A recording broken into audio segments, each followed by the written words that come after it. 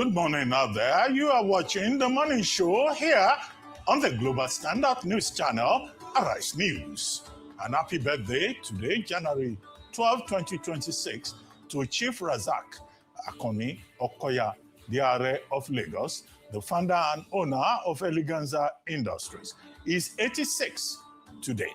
Now, his wife, Chief Shadi Okoya, says there will be no party. But of course, at 86, I was telling her when she was speaking with my wife yesterday that there will be implications. There should be implications. Congratulations, Chief Razak Akoni Okoya at 86. I'm Ruben Abati. Good morning. Good morning. I'm Bambai Mutiniri Ekpeyong. Good morning. I'm Rufai Husseini. We've got a great show lined up for you for the next 3 hours. Sit back, relax. Let's kickstart your day. The morning show begins right now.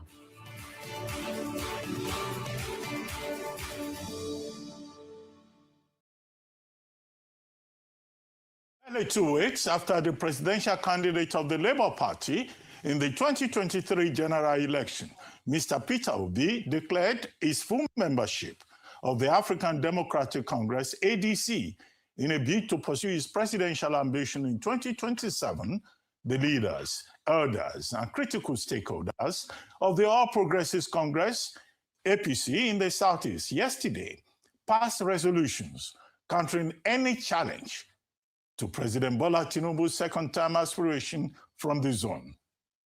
Obi, who announced his choice of party in Enugu during a special event, promised to use the platform to retrieve Nigeria from bad leadership that has been holding the country down. Joining us later on this show to discuss the Southeast leaders' support of Tinubu's second term over Obi is Okwesili Nwodo, former governor of Enugu State. We'll also catch up on news making headlines across the globe. Adefemi Akinsonya will bring us updates on the foreign scene from the World Brief, and we'll also review today's newspaper headlines from across the globe as well. We would also take a look at the political terrain in Nigeria on the Political Brief with Arise Director of News and Politics Editor, Sumna Sambo. Also, Rose Zadira will give us an update on global business outlook. Here on Akerja will be taking us through sporting activities across the globe, while Anyezi Osako will fill us in on what's trending around the world and highlight impactful stories on our milestones, and our good news report is going to be all that and a whole lot more today on The Morning Show.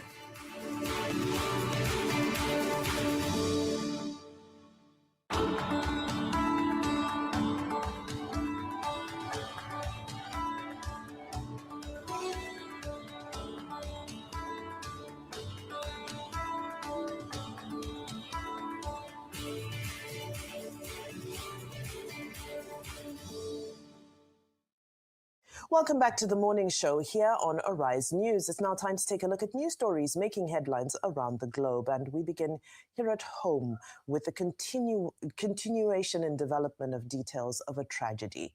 Renowned Nigerian author Chimamanda Adichie has demanded accountability from Eurocare, a private hospital in Lagos, accusing it of medical negligence and professional impropriety. This followed the death of her 21-month-old son, Nkanu Nnamdi, after a series of medical procedures. The legal notice issued without prejudice to the parents' rights and signed by the law firm led by Professor Kemi Pinheiro, SAN, outlined multiple alleged lapses in pediatric anesthetic and procedural care. These included concerns about the appropriateness and cumulative dosing of propofol in a critically ill child, inadequate airway protection during deep sedation, and failure to ensure continuous physiological monitoring. The parents further alleged that their son was transferred without supplemental oxygen, without adequate monitoring, and without sufficient accompanying medical personnel. Also, Governor of Lagos State, Mr. Babajide Sanwo-Olu, also ordered a probe into the alleged medical negligence that reportedly led to the death of Master Nkanu. The probe followed public concern caused by the tragedy. Sanwo-Olu gave the directive through the Health Facility Monitoring and Accreditation Agency following public concern generated by Ms. Adichie's account of the tragic incident which occurred on January 7th. And we will continue to track details and developments from that story. Now, elsewhere, some governors yesterday celebrated the Nigerian military by joining in the Armed Forces Remembrance Day, commending President Bola Tinubu's commitment to the military. That was as Minister of Defense General Christopher Musa retired, reaffirmed Tinubu's commitment to prioritizing the welfare, motivation, and adequate equipping of the armed forces and other security agencies to enable them carry out their constitutional duties with professionalism and efficiency. Senate President Godswill Akpabio assured Nigerians that the National Assembly, working closely with the executive, remained committed to restoring peace and security across the country. Ogun State Governor Dapo Abiodun, while commending the federal government for its unwavering commitment to safeguarding life and property across the country, said it was in line with the Renewed Hope agenda. Well, also, Rivers State Governor Siminalayi Fubara urged Rivers people to remain calm and trust in God, assuring them that his administration would continue to work to sustain peace and progress in the state. Fubara made the call yesterday during an interdenominational church service held in commemoration of the 2026 Armed Forces Celebration and Remembrance Day at St. Cyprian's Anglican Church, Port Harcourt. The governor emphasized that his quietness and calm were solidly from his source, God, whom he said gave him confidence and strength. He said there was no need for panic or agitation when one was anchored on divine authority. When we were marking the New Year dinner, I said something that dogs bark when they don't understand. Now, see, I think a lot of you don't understand, and that's the reason why I don't shout, I don't complain. I know what I have. I know that I have what is supreme, and that is God. So, I want everyone to be relaxed. What is important is peace for this dear state, and we'll get it. All right, well, let's look at other developments as the federal government expects to raise more than 189 billion naira in 2026 from the sale of national assets and the privatization of selected public holdings, positioning asset disposals as a critical plank in financing what is set to be Nigeria's largest budget in nominal terms. Now, details contained in the 2026 appropriation bill seen by this day showed that 189.16 billion naira forms part of a 25.27 trillion naira financing package designed to plug a wide fiscal deficit arising from expenditure that significantly exceeds projected revenues. The projection sits alongside 23.04 trillion naira in new debt financing and about 2.05 trillion naira in multilateral and bilateral project-tied loans, underlining the increasing reliance on non-oil funding sources to support government operations and capital investments.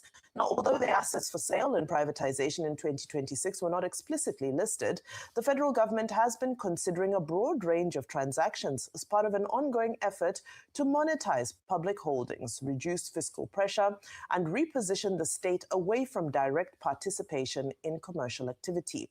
These plans cut across oil and gas, power, transport, industry, real estate, and other strategic sectors. Now, finally, in security news, the Katsina state government has justified its plan to facilitate the release of 70 individuals facing trial for alleged involvement in banditry, describing it as part of efforts towards consolidating peace deals with armed groups operating across the state.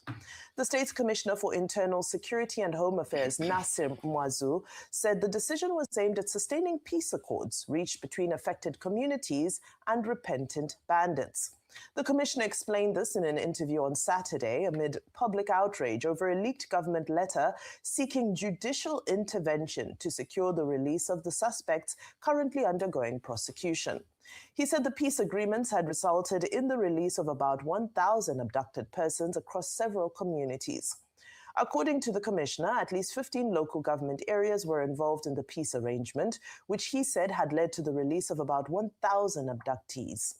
Mwazu likened the release of the suspects to what happens during wartime, where warring parties exchange prisoners. Now, of course, this has created a lot of conversation, a lot of debate around how this issue is being tackled. Rufai, I hand over to you alongside economic issues, governors commemorating Armed Forces Remembrance Day, and of course, that deep tragedy for the Chimamanda Adichie Egese family. You see, the emergency lovers of Nigeria, when I say may Nigeria not happen to us, they will squeal like earthworm that you put salt on. But is it not shocking that a state government is the one defending bandits today, that they have a peace arrangement? So it was true that the peace tour carried out by bandits was in partnership with the state government. In fact, can you see how shamefully they're even telling us the merits of what has transpired? That, oh, the peace has led to release of 1,000 people. Then they are trying to secure judicial release for bandits. just imagine that. Whoever thought a day will come that the state governments will be trying to secure judicial release for bandits to be able to honor a peace deal? The question we should ask the Katsina state government is this the first of such peace deals? In the end, bandits, terrorists, whatever you call them, they will break it. Until we get a state that can fight the problem of insecurity to a standstill, we do not have a nation. The next thing, the representative of the government had the effrontery, the unmitigated temerity to come out to tell us that this is what happened in war-torn situations where there's a prisoner exchange. So people that were kidnapped have now become prisoners of war, right? Is that what is happening? And the state government has the effrontery to tell us that there was a prisoner exchange, that's why people were released. So we should also, in turn, go and tell the states to release the bandits. You see, when we say Nigeria is a failed state or is a failing state, you think we're joking, but these are vestiges of a failing state. A state where the leadership has no capacity, no capability, no supremacy of violence to fight out non-state actors. Is that not failure? What does Section 14, subsection 2 of the Constitution says? The states must have the capacity to protect people. That's why we surrender our sovereignty. But if it is out of the generosity of bandits now that people are being protected in Katsina State, the same criminals that have killed people. Just over the weekend, we heard about killings in Kogi of our valiant servicemen. So what does the Katsina state government want an average soldier that is fighting on the battlefront to think? Because after they capture these terrorists, states like the Katsina state government can go and make a deal with them in the bid to be able to have peace. I will tell you the way it is. We are losing our country. And it is sad, if not to say we have lost. And I feel even more sad on a day closer to the Armed Forces Remembrance Day, where we are wearing the puppy today to celebrate those that have laid down their lives for this country. Those are the true heroes, and those are the people we should celebrate, not these terrorists that the state, Katsina State, is now making a deal with. It's a very sad one. Very sad one. Another very sad one is the case of Chimamanda, my friend, my sister. And this is dear to me, because for me this morning, this is a personal loss since I heard the news. Her sons, Kanu, her kids I've played with. I love children, and I love to have a playtime with children. And I've played with these boys in question. And only for me to hear that kids that brought joy to me passed in such a circumstance is a very debilitating one. And I only can just imagine how Chimamanda and her family and her husband Ivara feels right now. It's a very sad one. So please, I would like to beg all of you to respect their privacy, because we've started to see you people, those that have been looking for a chance to be able to get a shot at Chimamanda, This is your glory time. You've started to run your mouth and say all sorts. But you wouldn't understand that when people grieve, we should grieve with them. I've also heard you.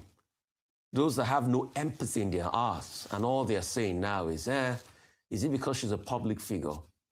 We've also heard you. And I want you to search deep inside your hearts and ask yourself, is that the right thing to say to somebody grieving that just lost both of her parents a couple of years ago and now her child? But the other side of it, the hospital has released a statement saying that they're open to investigation, that they did everything right. So there's a lot of back and forth. And when there's a lot of back and forth like that, I'm happy the Lagos State government has said they would investigate.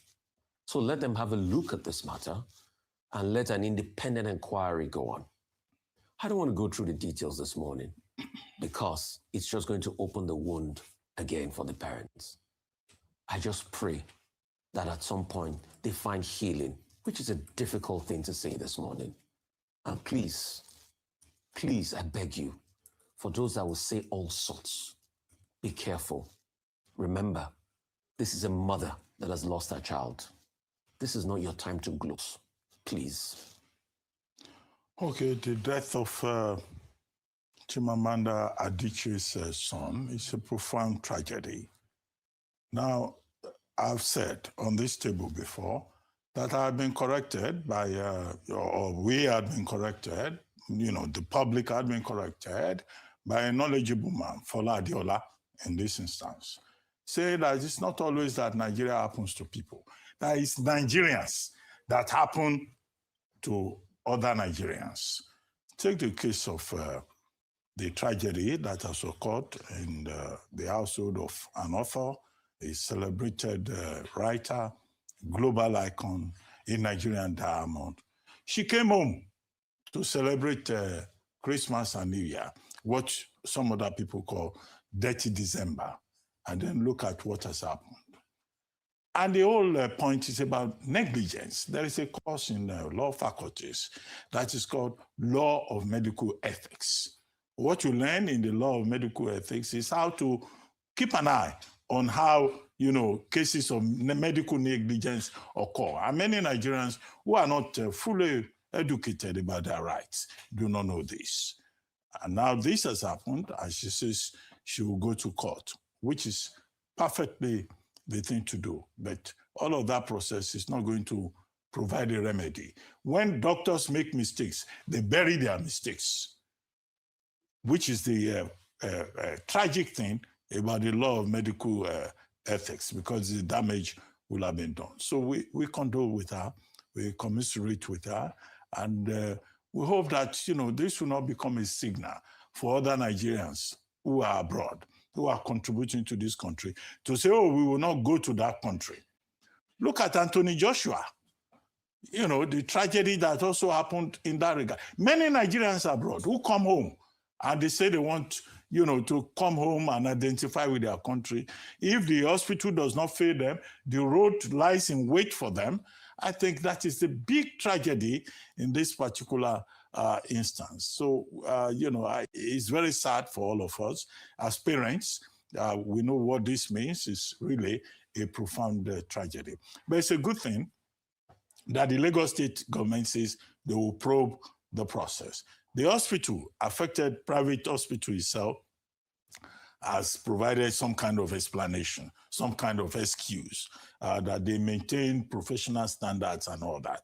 But it is a fact of medicine that there's something called negligence. There's something called ethics, and that is what the investigation should focus on, including the involvement of the Medical and Dental Council of Nigeria. These are the issues in this particular regard. But unfortunately, whatever process you initiate will not bring back the dead. Now, the other important issue has to do with the Nigerian government saying, oh, we're going to, sell assets worth about 189 billion naira to fix the gap, the deficit in the 2026 budget. Well, let us make this point. One, the list of those assets to be sold have not been provided. But it is a fact, is it not? It is that there are wasting assets, abandoned assets, like the refineries of Nigeria, like Jakuta, like other assets, Federal Secretariat in Lagos. Now, what is important is not just the intention, it's the process. One, there should be proper revaluation, which is what I think Dr. Ayoteriba talks about. He's an economist and is part of the family. There should also be transparency.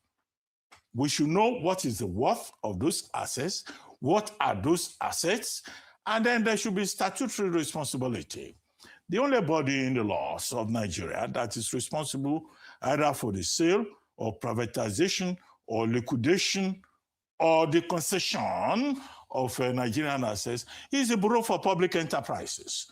This should be handled by the Bureau for Public Enterprises, and the Bureau of Public Enterprises should show responsibility in handling this.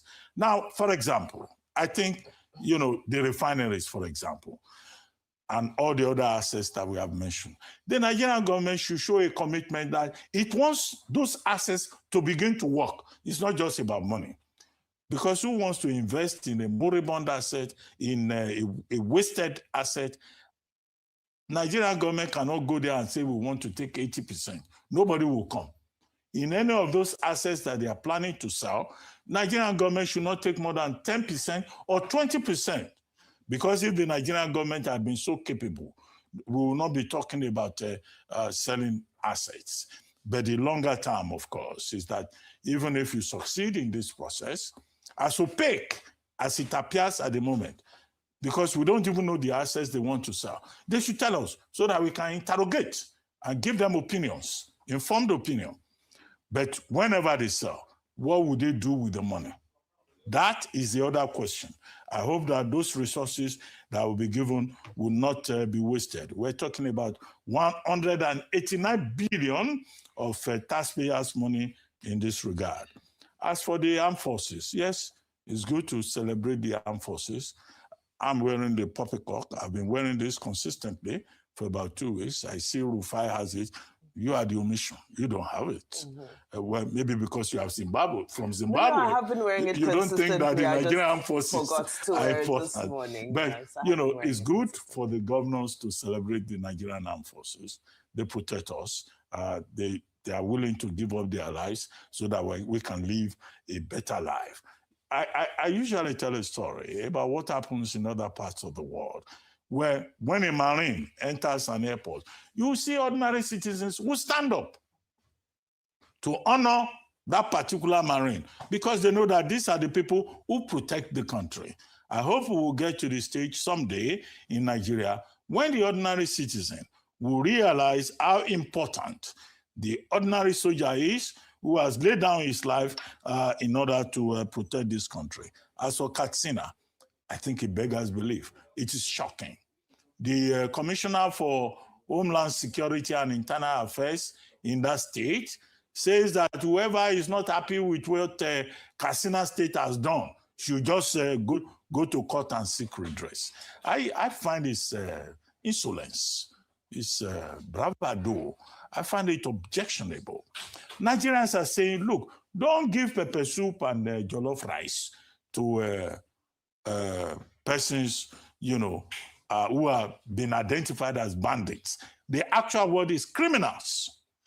And then it says, well, we have been having a peace agreement with them, and they have released some kidnapped persons, abducted persons. In Dusima alone, 62 persons. In Bakari local government, up to about 125 persons.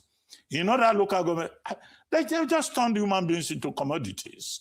In Katsina State, that can be abducted at will, and then you take them to court, and you now say, okay, we have reached a peace agreement, we are going to cancel, we are going to release the bandits that are in court, and they have given us people. In Musawa local government, 28 persons. Just add up the numbers in about the 30 local governments in that particular state.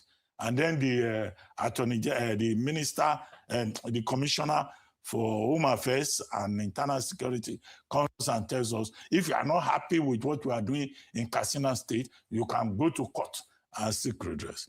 I think this will empower the bandits. It will give them hope that if you can capture, kidnap as many people as possible, the state will come and negotiate. That, again, is a tragedy, that the state would not follow the rule of law and will say, okay, bandits are giving us back people, they too are free. Would that guarantee that they will not abduct more people in Katsina State? That's the irony. All right, thank you so much for that.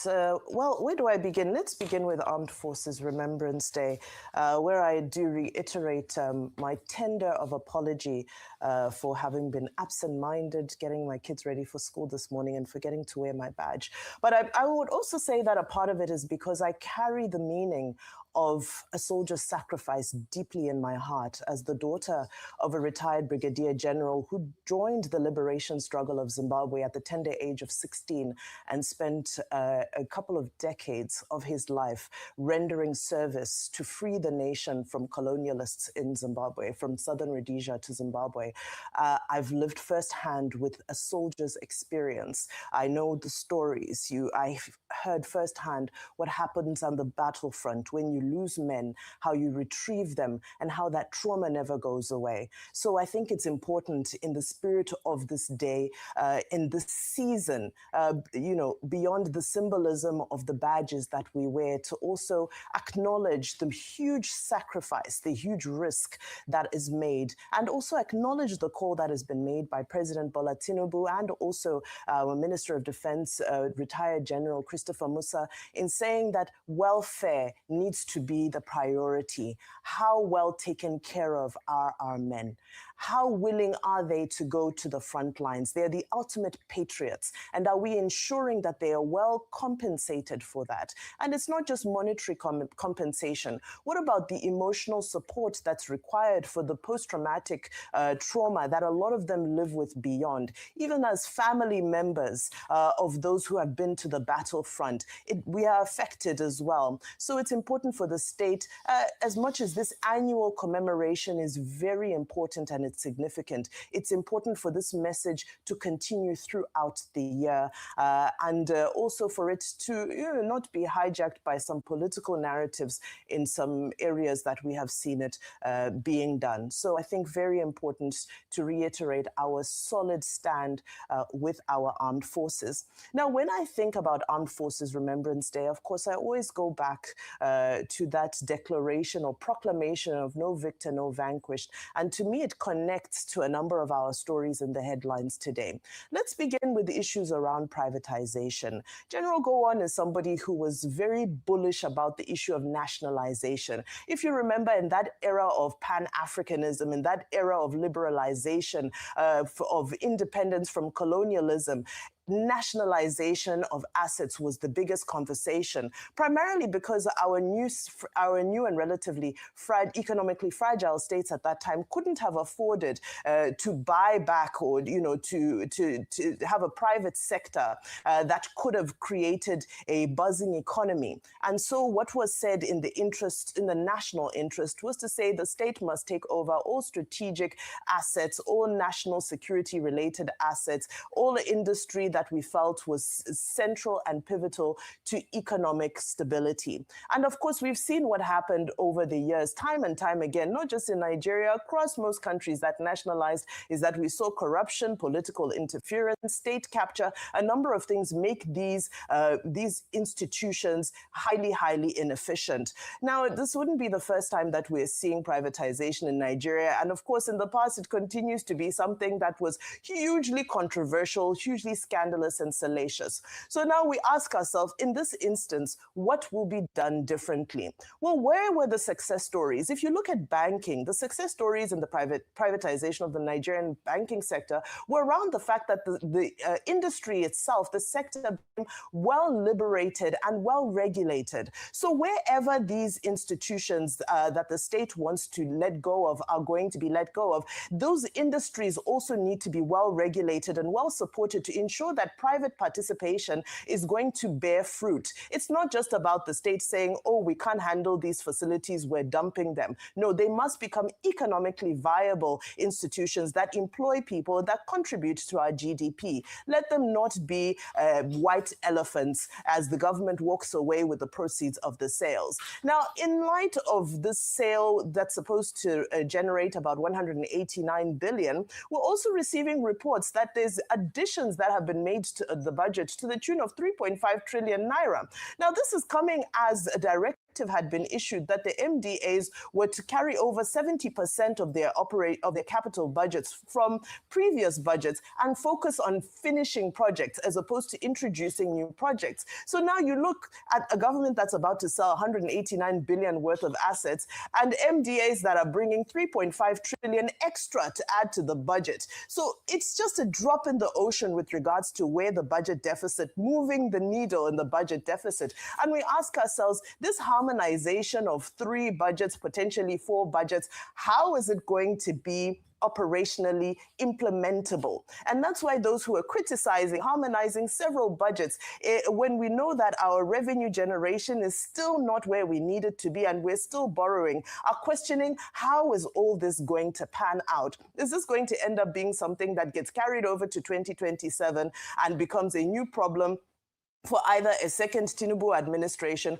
or somebody else's administration? But right now, I think our fiscal space is heading towards a status of crisis because this harmonization remains something that doesn't look practicable. Now, let's move on to issues around insecurity in Katsina State. And I refer back to my initial statement, which is that I connect everything to Remembrance Day and those statements made by General Gowon, specifically no victor, no vanquished. Now, if we look at no victor, no vanquished, we realize that therein lies some of the issues we face because that's where the spirit of amnesty emerged from. Now, has amnesty been used correctly or incorrectly? That stands for those, for observers to decide whether the amnesty after the Civil War, there were no war crime tribunals, so to speak. You look at the Niger Delta amnesty. Now you look at those involved in banditry in the northern part of the country saying, well, it's our turn. Emi Lokam for amnesty as well. Why can't we as bandits in the north also enjoy this amnesty that other parts of the country? Now, the details are different. However, the details are different. However, the spirit remains is that there's an entitlement that's now festering. And where are we going to cut this precedent? At what point are we going to say that, no, the rules and the law are bigger than any sentiment? Now, there are some write-ups that have emerged and some schools of thought where it's been argued that, well, these bandits armed themselves as a means of self-protection to begin with. Well, this is why we now need to also look at disarmament of these bandits. So there are several issues that fall out from this, and we'll continue to unpack them as we go ahead. Now, permit me this morning to quote the titles of 3 famous books of legendary African author Chinua Achebe. When the arrows of God are no longer at ease, things fall apart. Now, this best describes the crisis rocking the People's Democratic Party. And in this vein, the former governor of Ekiti State, Ayo Fayose, has been speaking on why the PDP is no longer Nigeria's main opposition party.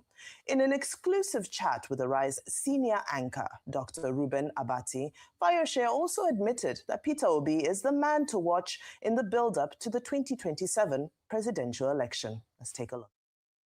We must be very honest. When you are weak, tendencies are there for you to fall to the right of the stronger side. The challenges in the PDP, it's not the fault of Asiwaju, the president. No. The failure in my home, God forbid, is not the fault of my neighbor. The issues are very clear. The PDP caused themselves an insurrection. This a house that divided against itself. And the nature of man is survival of the fittest. There are 2 dominant parties at a given time. Are we saying ADC is not dominant? Recently, Obi moved there. And I've said it, Obi is the only life in ADC. There are other people there. Atiku is there. Excuse me. Amechi is there. I never said they are not human beings there. I'm saying they are largely spent forces. Let Obi don't go to ADC. Let Obi go to another party. Let's say Obi is in Accord. Accord will become. Why is that? Excuse me, I'm saying it to be. Obi is the only traction.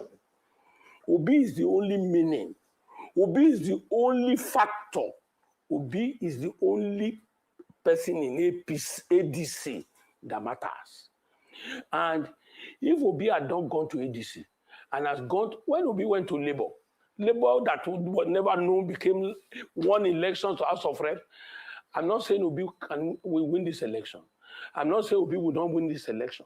But I'm telling you, even if they don't field Obi, if ADC fails to feed Obi, their case will be worse than they are coming together. All right, so please do watch out for the full interview tomorrow, 9 a.m. That will be Tuesday, the 13th of January, right here on The Morning Show. All right, it's now time for a short break on The Morning Show. When we return, we'll have Adefemi Akinsonya join us for the World Brief and to review top stories in today's newspapers. Do stay with us.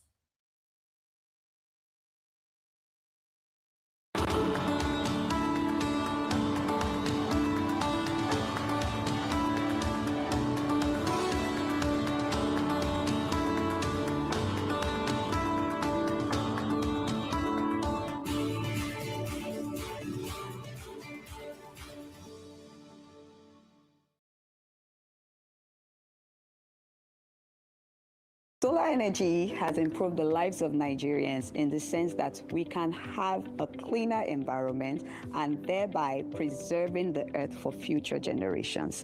Our mission is to ensure we develop and deliver locally acceptable, contemporary, and innovative solutions in partnership with global organizations to ensure that we become the first and the trusted choice for Nigerians. So the option of having a solar solution at just 30% equity already ensures that you have money back in your pocket, because then you can then pay on a monthly basis over a period of time, which if you compare with the fact that you're also paying grid is actually more affordable over a period of time. Then you can have your access to power under your control at every point in time for up to 10 years.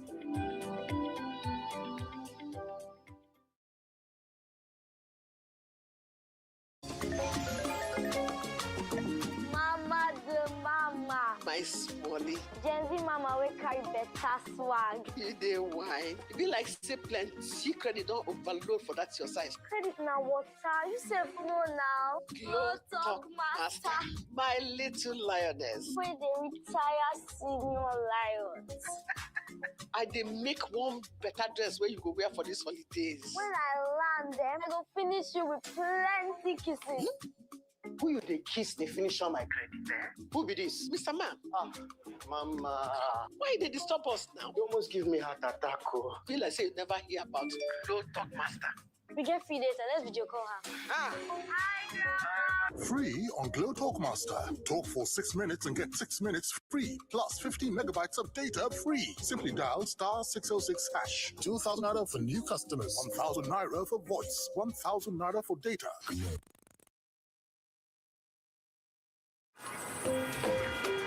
My baba dey always say, for market, every day gets your own wahala. Sometimes people go wan scam you, but baba say no be by gra. You must cool down, dey sharp, because with OPay payment, your money go enter sharp, no story. But inside market, anything fit happen. One day, we no see phone again. My baba remember OPay USSD lock, dial *955*131#. Baba press am, lock account. From market woman to driver, from small boy to big man. Now OPay, they protect people like us. My papa fit sell, press phone, collect POS, and still dey teach me price. And when they don't tire am, go just tap OPay night guard. We no fear for this our hustle life. Now OPay be the people payment shield.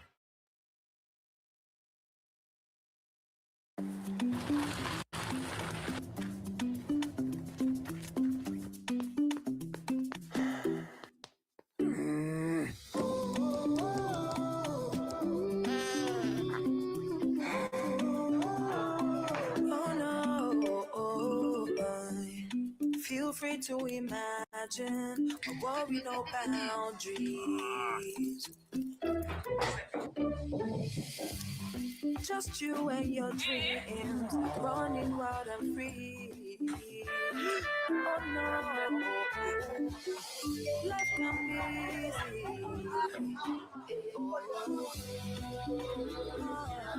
Smooth connection with the correct.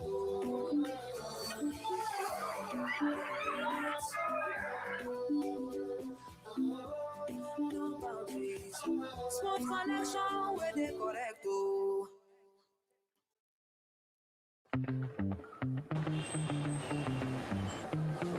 Every business creates data.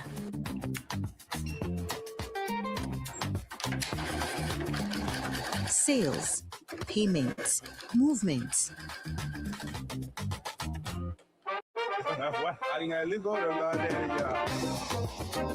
Sparkle turns activity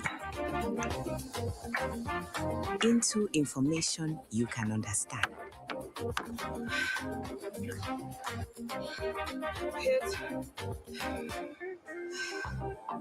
And insights you can act on.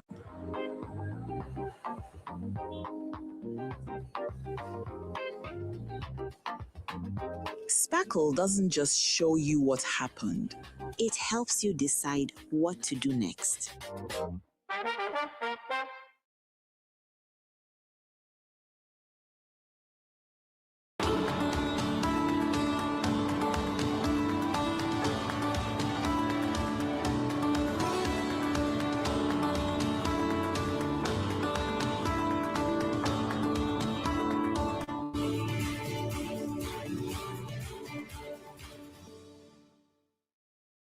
Welcome back to the morning show here on Arise News. Joining us now for our brief and the review of some of the headlines of today's newspapers from around the world is Adefemi Akinsanya. Good morning, Adefemi. Good morning, Dr. Rubin. Happy Monday. Good morning, Vimbai. And good morning, Rufai. That's me. That's me. Hope you all have a I think wonderful today evening. is the day they'll decide in Jobodio. I think they will. Well, today is when they formally, this week. Yes. Says they will present their candidate this week. Yes, today. I think they formally restart the process that's your today. brother, whom we have said will play at the coronation. You know, has Don't also be like raised an Dr. objection. Bati, please. Please. I'm not saying it's not All right, him. what the We will get back to that. Gentlemen, please. Let me tell the audience. Here we go. Here we go. Vimbai, you have He my has raised sympathy, some right? objections. So you have my sympathy. I'm enjoying it. I suck it all in. I take it all in. No, but you know, they have a talented candidate on social media. Have you seen? We'll talk about that later. I have seen him. We've had seen him. He's handsome. Okay, well, didn't want to say it. Good morning to you viewers. Let me tell you. Let me tell you what's happening around the world. Good morning, viewers. Let us begin in Iran with its warning that it will retaliate against any attack by the United States. Now, that is as at least 538 people have been killed and 10,000 more arrested across 100 Iranian cities as anti-government protests enter their third week. Demonstrations are calling for an end to clerical rule. Medics say more than 100 bodies were brought into hospitals over 2 days alone. And rights groups say the real death toll is feared to be much higher. Now, internet access has been shut off in Iran. All of this while the US watches closely. Now, let's take a look at this. This is Iran's parliament, and you can hear them chant death to America. All of those chants were heard within the building as its speaker warned that if the US were to attack, Israeli and US military bases and shipping centers in the region would also be considered legitimate targets, escalating tensions on both sides. Now, US President Donald Trump did post on Truth Social. He said that the United States stands ready to help as Iran is looking at freedom. At the beginning of the weekend, Trump was asked about his plans for Iran. Let's take a listen to what he had to say. So Iran's in big trouble? It looks to me that the people are taking over certain cities that nobody thought were really possible just a few weeks ago. We're watching the situation very carefully. I've made the statement very strongly that if they start killing people like they have in the past, we will get involved. We'll be hitting them very hard where it hurts. And that doesn't mean boots on the ground, but it means hitting them very, very hard where it Meanwhile, Iran's Attorney General said anyone protesting could be charged as an enemy of God. Now, in Iran, that's a crime that carries the death penalty, as well as the fact that Supreme Leader Ayatollah Ali Khamenei dismissed demonstrators as seeking to please Donald Trump. Notably, the protests were sparked in Tehran, the Iranian capital, by soaring inflation and economic hardship. And in response to the unrest, Qatar, Emirates, and Turkish Airlines have cancelled flights to Iran. Meanwhile, US President Donald Trump has warned that Cuba will no longer receive Venezuelan oil or financial support, insisting Havana must strike a deal with Washington or face further economic pressure. Now, Trump made the statement on his Truth Social, and essentially he goes on to say that Cuba has lived for many years, but really the crux of what he's saying is that no more oil or money will be going to Cuba, and he is urging the Cuban government to make a deal, you see on the bottom there, make a deal before it's too late. Another threat. Meanwhile, economists warn that a prolonged cut in Venezuelan oil supplies could worsen fuel shortages and economic strain in Cuba, where power outages and inflation are already major challenges. It is worth noting that Cuba has long relied on subsidized oil supplies from Venezuela, which have helped keep the island's energy system running amid economic hardship and heavy US sanctions. Now, Cuba's president, Miguel Diaz-Canel, has hit back at threats from the United States. He's said to President Trump, he's declared his country a free island. He says, no one tells us what to do. Cuba is ready to defend the homeland to the last drop of blood. Very, very strong words there. Essentially, he's saying they're not going to bow to pressure. Now, the president posted this on X. He, as I just read, said that no one is going to tell Cuba what to do and that it is ready to defend itself, its homeland, until the last drop of blood. Now, in response to the Cuban president's message, Trump has urged Havana again to negotiate a deal with Washington. Cuba has historically imported most of its fuel from Venezuela and Mexico, and Trump's warning that Venezuelan oil and financial support would be stopped is seen by Havana as economic coercion. Now, Cuba's foreign minister, his name is Bruno Rodriguez, he added that Cuba has not received compensation for security services from other countries and retains the right to buy fuel from willing suppliers. He also accused the United States of criminal behavior that threatens global peace. Now, let's leave all of that aside and come over to the African continent, well, really to the other side of the world. Nigerian President Bola Ahmed Tinubu, he is now in the UAE capital of Abu Dhabi for the 2026 edition of the Abu Dhabi Sustainable Week. Now, the annual summit, initiated by the UAE's president, that's Mohammed bin Zayed Al Nahyan, promotes global discussions on sustainability. It will be held from the 12th of January today until the 18th, next Monday. And the year's summit theme this year is the Nexus of Next, all systems go. Essentially, world leaders, policymakers, and industry experts are expected to come together and accelerate sustainable development and socio-economic progress.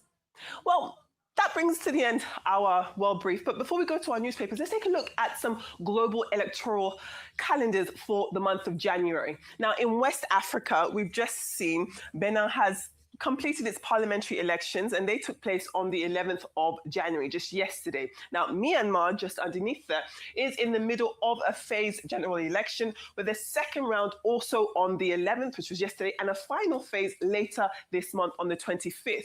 Uganda is up next. They are voting for presidential and legislative elections on the 15th of January this week. And over in Europe, you've got Portugal heading to the polls to elect a new president.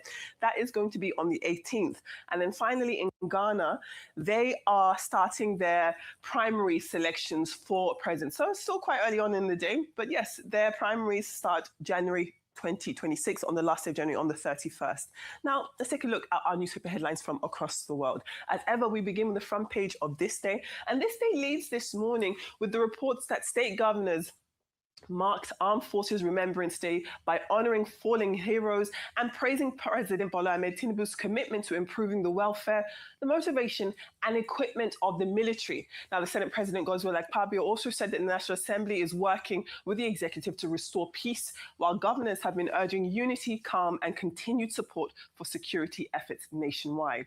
Also on the front page of this day is the very disturbing news, the update in this situation following Chimamanda Ngozi Adichie. She has served a legal notice on Eurocare Hospital over the death of her 21-month-old son, alleging medical negligence and demanding full medical records. Now, the Lagos State Governor Babajide Sanwo-Olu has ordered an independent probe through HEFMA.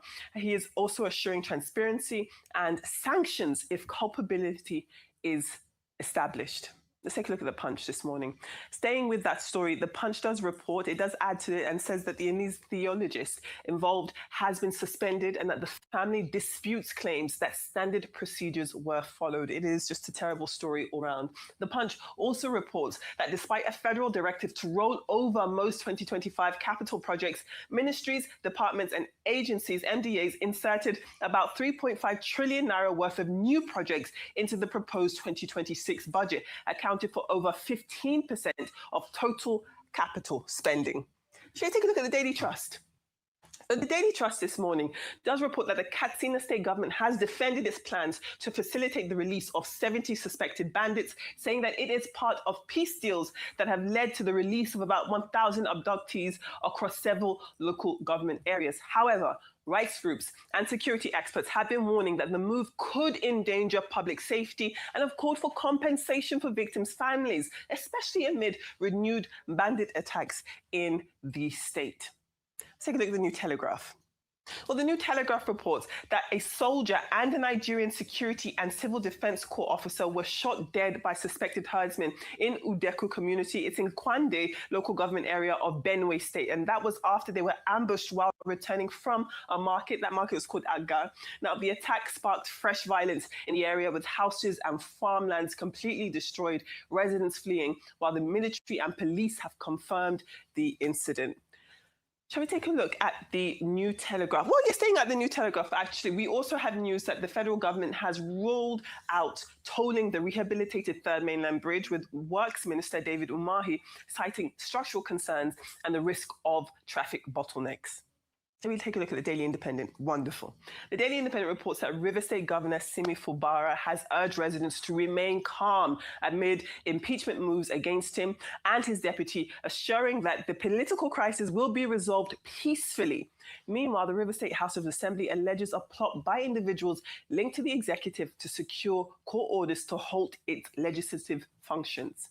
Let's take a look at some British papers. The Daily Telegraph this morning does report on its front page the news of the members of the Labour Party, senior Labour Party figures and leading Tory and Reform UK members are calling on the Prime Minister, Sir Keir Starmer, to label Iran's Islamic Revolutionary Guard Corps as a terrorist organisation. This is amid a clampdown on protesters, as we reported in the World Brief. And then finally, in the Daily Star this morning, this is the story that jumps out at us here. So we're seeing that Donald Trump may red card some Premier League players under his World Cup travel ban. Now, this could affect 10 World Cup matches, hitting players, including players, officials, and fans, including Manchester United ace Amad Diallo, who was from Ivory Coast, and also it could affect Senegal and Everton midfielder Iliman Ndiaye, who are both countries who are suffering on this partial ban into the United States.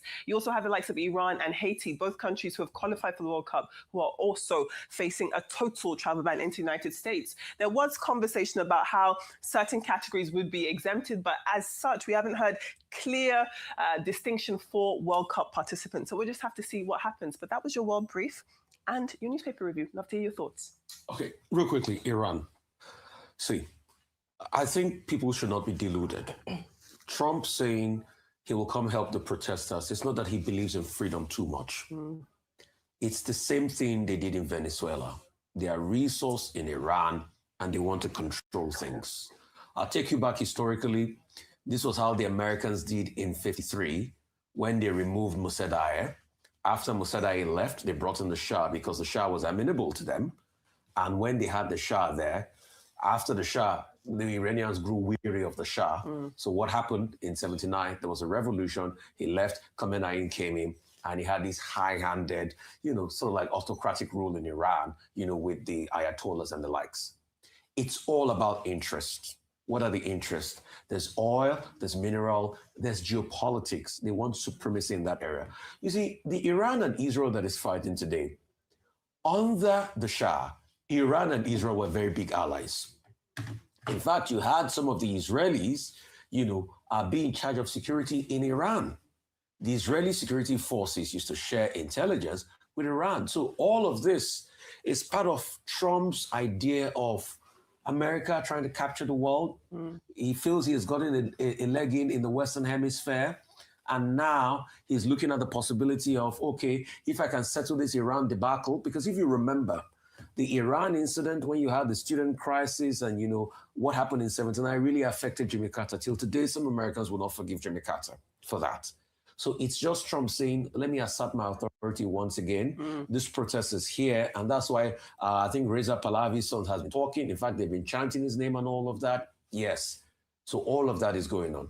But there's also another side to it that the crackdown has started. A lot of people are being killed, and that's why they're talking in the UK. And in fact, it's not only the Labour Party executives that are saying, proscribe IRCG, the Iranian Revolutionary Guards. In fact, people like Togan Hart was seen on Sky yesterday also muting that same idea. So I'm just giving a back context. Yes, America, they will come out and say they love freedom. It's not all about freedom. In the end, it's about what they can gain. And they feel that once they get in there, they will be able to, lead what is happening in Iran, just like they've done in Syria. As long as America has somebody that is loyal to them in power in the Middle East or other areas, they're very content with it. So that's just it. And as regards Venezuela, I'm sure you're seeing what they're now doing by extension to Cuba by saying, no, you're not going to get oil, you have to come through with us. They've also muted Cuba because after the Bay of Pig invasion failed, because this same thing they did to Venezuela, they tried to do it to Cuba in the 60s, but the Bay of Pig invasion failed. They were rounded in 62. The Bay of Pig invasion failed. They were rounded by... what's his name now? I forget his name now. The founding father of Fidel Castro. They were rounded by Castro, and because of that, it led to the Cuban nuclear crisis, where Khrushchev said, "Let me put in some nuclear weapons there so that it will deter the Americans."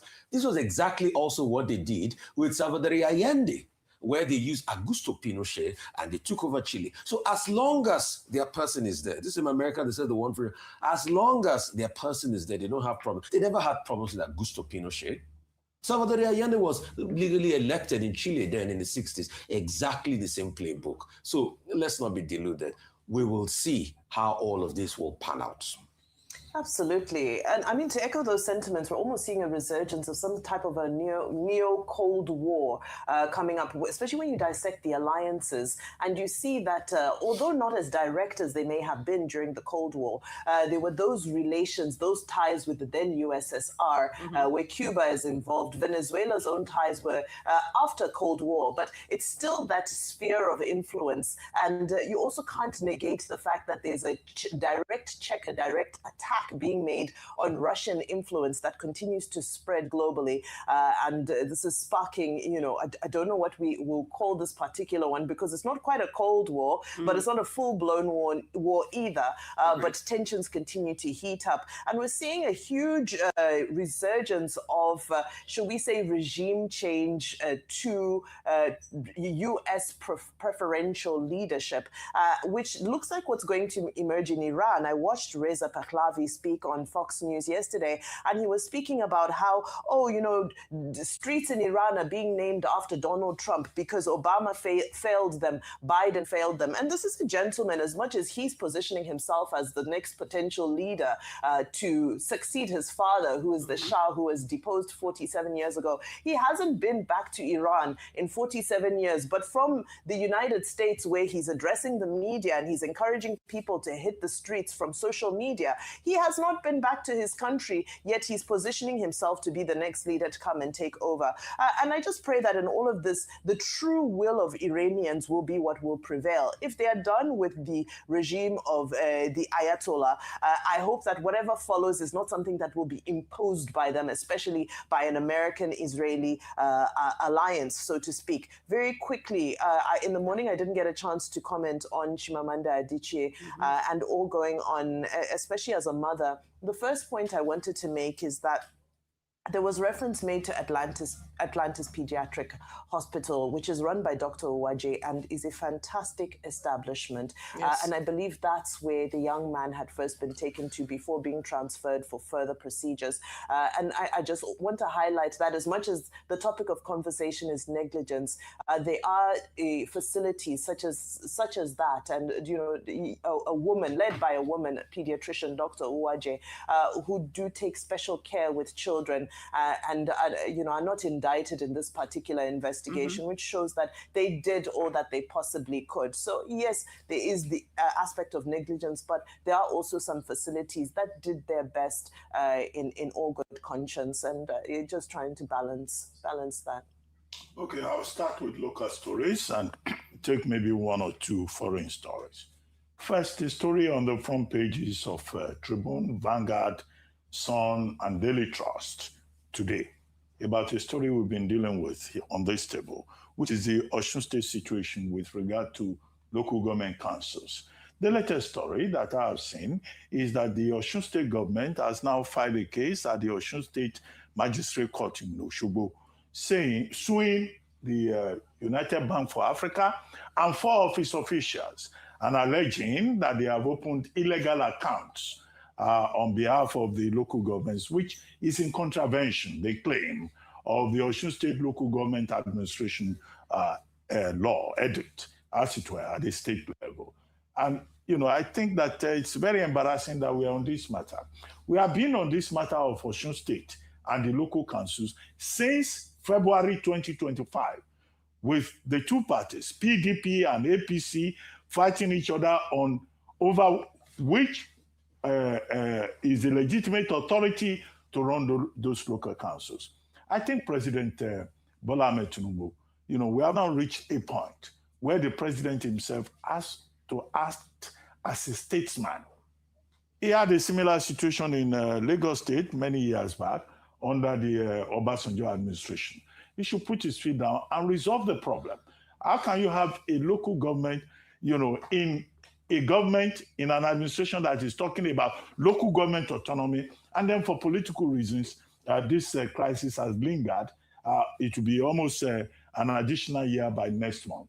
I think the matter calls for the intervention of President Bola Ahmed Tinubu. As for UBA, where they've been taken to cover, a bank is looking for business and they will do business. If you want to open an account, they are not likely to be looking at politics. They will look at the customer. But there is still that sustained problem in Osun State. The second local issue that I would like to talk about is I saw a story that commissioners that have already been removed by President Bola Ahmed Tinubu from the upstream regulatory agency and from the midstream and downstream regulatory agency are still going to work. Now, this raises a moral question. Whoever those commissioners are, they should just act in a mature manner, in a reasonable manner, and be moralistic. If they have removed you and they've sent other people's names to the National Assembly for endorsement, for ratification, for vetting, why are you still going to the office? And I think at the NUPRC, where we have Mrs. Eyesan in charge, and NMDPRA, where we have Engineer Mohammed in charge, they should tell the security people, those commissioners, recalcitrant commissioners who are sitting tight, if they come to the office either this morning or tomorrow morning, they should be turned back. When you don't disgrace some people, they don't learn. The story that I read, I don't want to mention anybody's names, but they should learn themselves common sense and stay away from the place. Finally, on elections. Now there will be elections, general elections in over 40 countries in the year 2026, involving about 1.5 billion people voting to elect people, about 1/5 of the world's population. However, this January, you mentioned Uganda, Portugal, Yes, and Myanmar. Now, in those countries, in Africa particularly, let's start with Africa, there will be 10 major general elections in the year 2026 involving Djibouti, Cape Verde, Ethiopia, Zambia, the Gambia, South Sudan, Uganda, and Republic of Congo, where you have Denis Sassou Nguesso, Denis, and then Republic of Benin. However, two issues. If you look at Myanmar, in Myanmar, it's a question of the military trying to impose itself. They started the election on December 28th. The second phase was yesterday. The other phase, I think, is January 25. Yes. But the military in Myanmar has banned the opposition. Their party, their preferred party that lost the election in the 2020 election, they have given them advantage. And then they are saying that 25% of a parliament, their parliament is called Huch-law. The Piota and the Amiota, that is the military that will have 25% there. So what they are doing in Myanmar, the outcome is predictable, and it is not election. The same case can be made for Uganda, when Yoweri Museveni is looking for a 7th term after 40 years in office. After attaining the age of 81, he violated the constitution, amended the constitution to sit tight. These are the issues, and these are the regrettable, predictable outcomes that we're likely to have in those elections in Myanmar and Uganda that you isolated. Portugal is a different kettle of fish altogether. Thank you. Thank you so much. Great start to the week indeed. We'll take a short break now, and when we return, we'll have Rota Sadiri to give us updates on global business activities. Do stay with us.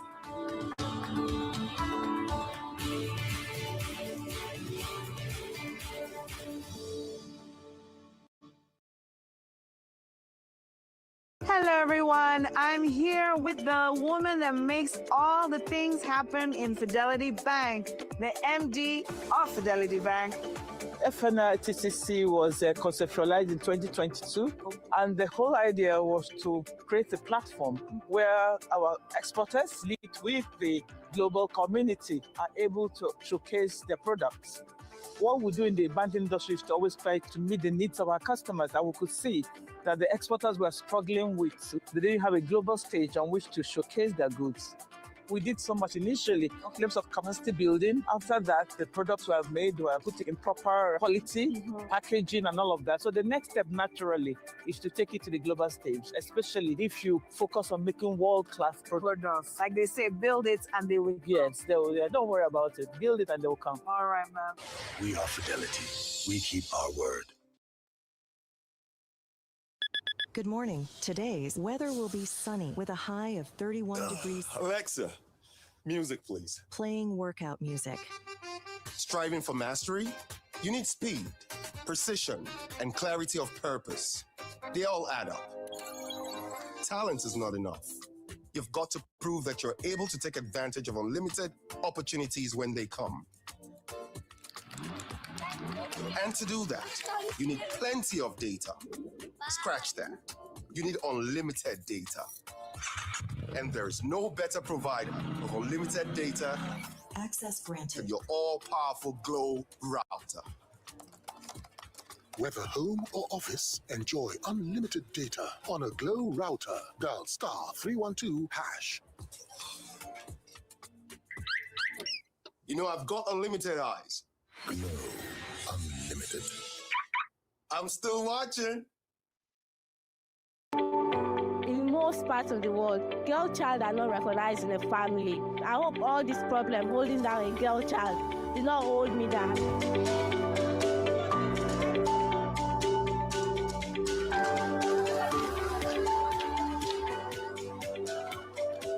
The idea behind the project is to identify schools that we think the parents are not economically empowered to sponsor their children to schools. In demonstration of our commitment to reducing that number, we've come here today to provide some of the essentials that we believe would help the children in school.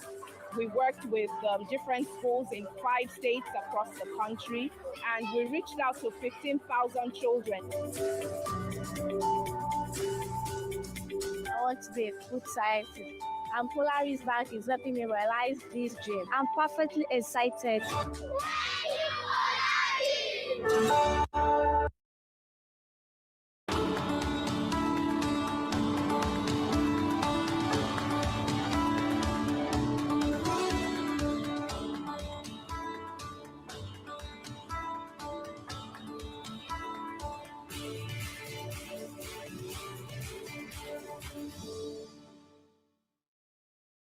Welcome back to the morning show here on Arise News. Now for global business updates, Rotus Udiri joins us. Good morning, Rotus. Good morning, Dr. Batsi. Good morning, Vimbai. Rufai, good morning to you. Good morning to Were you all our dancing? viewers. Are you celebrating? No, boxing is cardio. It's cardio. You have to, you got to stay up on your feet. Yeah, I told you guys shouldn't be sitting Stay down. ready, You should stay stand ready. up for the You never know entire what's morning coming your show. way. Stand up for the entire morning show. All right. A lot to happen. We'll look forward to this week. Now, normally nobody really cares about Fed speak because they're usually just talking about interest rates, monetary policy. But in light of this Department of Justice indictment, or possible indictment subpoena of the Federal Reserve, now everybody's now looking forward to what these governors who will be speaking this week will say. So Raphael Bostic, the African-American gentleman in the red tie, is the president of the Federal Reserve of Atlanta. He'll be speaking later today, and he's likely to be asked if he takes any comments about this subpoena of the U.S. Federal Reserve. And the gentleman, Tim Barkin, he's the president of the Federal Reserve of Richmond. And then John Williams, the president of the Federal Reserve of New York, will be speaking later on. Tomorrow, we get CPI from the U.S., where I think we're at 2.7% year on year, 0.3% month on month. So we'll see whether that remains sticky. And I think this is the first clean CPI figure that we're going to get ever since that 43-day historic shutdown muddied the waters for data. We get China trade data on Wednesday, looking to see how this whole talk around tariffs. And by the way, we didn't get the Supreme Court decision on Friday. We understand the next set of opinions are due on Wednesday. And then Thursday, we should get Nigeria CPI. Remember, we're 14.5% year on year for November. And then I expect it to tick up due to the festive season. I mean, we'll see what happens. And in the middle of all this, we're also going to get banking earnings. So JP Morgan, Bank of America, Citi, Morgan Stanley, Goldman Sachs. So it's a really packed week with respect to what to expect with that as far as trade and data coming from around the world. Brent crude, you've already touched on what's been going on in Iran, climbed to about 63, it fell, climbed again. So that's I think this is his biggest 2-day high since October or so of last year. The West Texas at 59. You've talked about it extensively. The Trump administration says they are monitoring the situation closely. Trump previously said they were, quote, locked and loaded to attack Iran if protesters were killed. And now since this, we're getting all this information about folks, about 500 people or so being killed.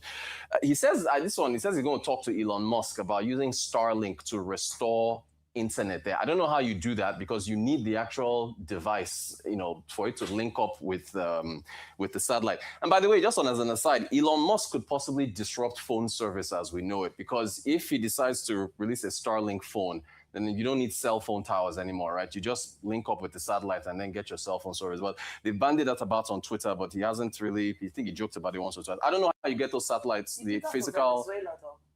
What's that?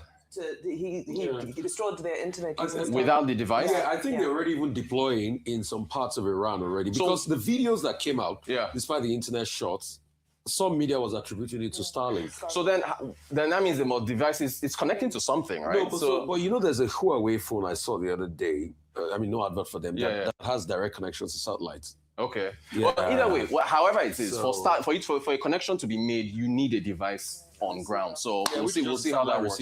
Yeah. All right. Gold. Gold. In fact, I was around 1 a.m. 1 a.m. between 1 and 2 a.m. This one is when all this news just started flooding. Gold touched 4,006. 4,005 was, we're already in record territory. touched 4.6 and then came down again. Look at silver. I mean, silver is now at $84 an ounce. It's really quite remarkable. I mean, this is on the back of the Fed, also on the back of what's going on with the issues in Iran and how the U.S. responds. Now, everyone should remember this image from July of last year. We played the clip when Trump went to the Federal Reserve and took a tour with Jerome Powell and then brought out a paper saying that he's spending an extra $4 billion on renovations. Powell then takes out the paper and says, you added a building that was already accounted for, and there was this little back and forth. He gave testimony in June of last year. Basically, the Trump administration was applying pressure, saying that you are spending more money on this infrastructure renovation than you're supposed to. So now we found out that the Department of Justice has issued a subpoena to the Federal Reserve, and they're threatening a criminal indictment, saying that Powell apparently lied in his testimony in June of last year. Trump, I think one of the news outlets reached out to him for comment. He says he has nothing to do with it. But we're going to play you Powell's full response. I just uploaded this video on the Federal Reserve's YouTube page. This is his strongest language ever, saying that, look, they are trying to intimidate us. They are, Federal Reserve independence is important, so on and so forth. All this stuff is just a veneer for, the Trump trying to take over monetary policy. Here's Jerome Powell. On Friday, the Department of Justice served the Federal Reserve with grand jury subpoenas, threatening a criminal indictment related to my testimony before the Senate Banking Committee last June. That testimony concerned in part a multi-year project to renovate historic Federal Reserve office buildings. I have deep respect for the rule of law and for accountability in our democracy. No one, certainly not the chair of the Federal Reserve, is above the law. But this unprecedented action should be seen in the broader context of the administration's threats and ongoing pressure. This new threat is not about my testimony last June or about the renovation of the Federal Reserve buildings. It is not about Congress's oversight role. The Fed, through testimony and other public disclosures, made every effort to keep Congress informed about the renovation project. Those are pretexts. The threat of criminal charges is a consequence of the Federal Reserve setting interest rates based on our best assessment of what will serve the public, rather than following the preferences of the president. This is about whether the Fed will be able to continue to set interest rates based on evidence and economic conditions, or whether instead monetary policy will be directed by political pressure or intimidation. I have served at the Federal Reserve under 4 administrations, Republicans and Democrats alike. In every case, I have carried out my duties without political fear or favor, focused solely on our mandate of price stability and maximum employment. Public service sometimes requires standing firm in the face of threats. I will continue to do the job the Senate confirmed me to do, with integrity and a commitment to serving the American people. Important to just note, he's served on the Fed board since 2012, appointed in 2018. He got his second 4-year term in 2022. His term as chair expires this May, but Powell remains on the board. And what some folks are suggesting is that Trump, in his chess game to try to get more people on the Federal Reserve Board, is trying to pressure him to resign from his position, even though he's allowed to remain as the voting member on the board until 2028. And then just we'll put this up here for our viewers. Senator Tom Tillis is a Republican on the Senate Banking Committee. He says if there's any remaining doubts about whether advisors within the Trump administration are actively pushing to end the independence of the Federal Reserve, there should now be none. It is now the independence and credibility of the Department of Justice that are in question. I will oppose the confirmation of any nominee for the Fed, including the upcoming Fed chair vacancy, until this legal matter is fully resolved. So he's the first Republican to come out forcefully against this, and I think it's from North Carolina. So that just effectively freezes any ability of the Trump administration to be able to appoint anyone until this is resolved. Bond yields not really climbing yet. We'll have to see what happens later on in the day. And then finally, look, this tax matter, we don't have enough time to go into this, but KPMG, as you all know, released a newsletter saying that there were some discrepancies in terms of language that the federal government needed to address. Taiwo really responded in this incredibly long post on Twitter that KPMG misunderstood things here and there. So Adewale Ajayi, we've had him on the Global Business Report. He granted an interview. I'm really responding to that, saying what we've seen is that in some quarters, they've presented the content of that newsletter, that KPMG newsletter on tax reform, in a manner that was different from what was intended. When it comes to tax reform on a scale that we've done in Nigeria, there will always be some issues that need to be addressed, and those issues are normally corrected post-enactment. So he essentially said, don't panic. Yeah. Thank you very much, Rotus. Rufai and Vimbai mentioned Elon Musk earlier on with regard to Venezuela and Iran. Well, Elon Musk has another problem, which is Grok, and which we were talking about again and again, with explicit images and abuse, whether it's in India or EU or Malaysia or Indonesia. But we'll see how that plays out. The regulators have a role to play wherever in the world. Thank you very much indeed. We'll take a short break now, and when we return, we'll be talking to Okwesielieze Nwodo, former governor of Enugu State. Stay with us. We'll be right back.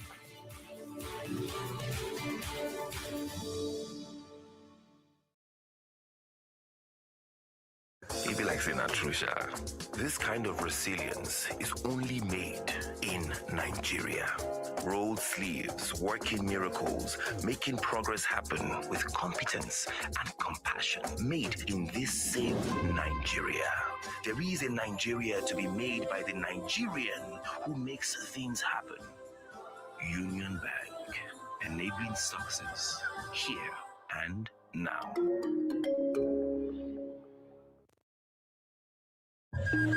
In the beating heart of Owerri, business never sleeps. From sunrise to sundown, the wheels keep turning. And behind the scenes, vision meets action.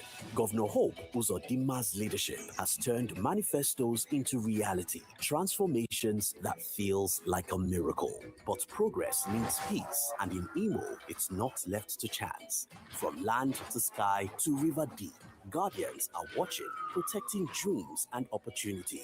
At Orashi's quiet shore, hydropower is rising, set to energize a growing economy. The change is visible. New roads emerge, industry hums, communities come alive. At the center, a digital revolution.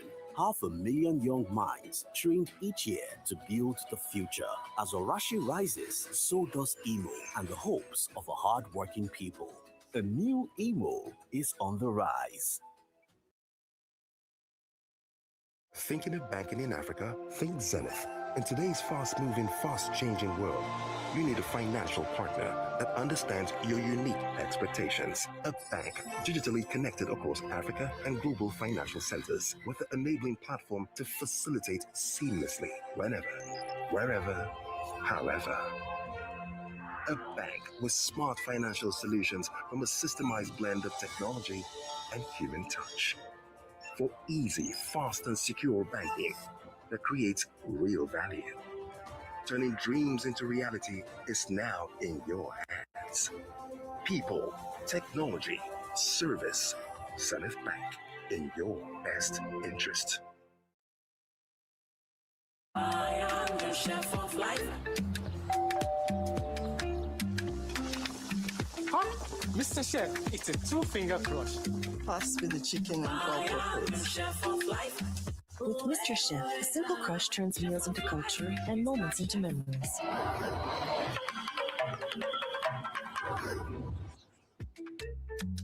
This is the true taste of home. And culture. Chef of life. Africa's biggest gaming conference, Age 2026, is coming. The ultimate convergence of innovators, operators, regulators, investors, and creators, redefining gaming across the continent. Experience immersive exhibitions, thrilling competitions, and powerful insights on sports betting, lotteries, casinos, slots, and fintech, all in one place. This is where ideas ignite opportunities and Africa steps boldly onto the global stage under the theme Africa's Gaming Market, Frontier to Prominence. Join us March 24th to 27th, 2026 at the AKO Convention Center, Lagos, Nigeria, to experience 4 unforgettable days of innovation, inspiration, and impact. Register now on www.ageafreak.org/register. Whether you're a regulator, operator, game developer, fintech, or an investor, this is where Africa's gaming revolution unfolds. Don't just watch the future, be part of it.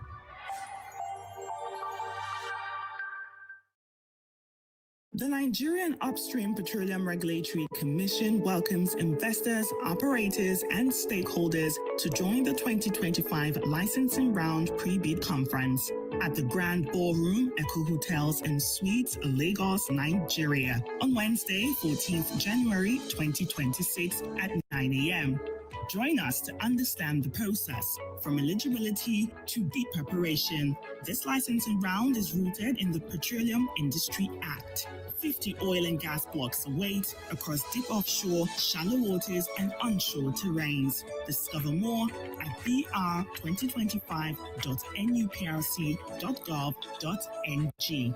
This bid round is fair, open, and competitive for partners who believe in Nigeria, because progress begins long before the first barrel is lifted. Scan the QR code to register, attend, and participate.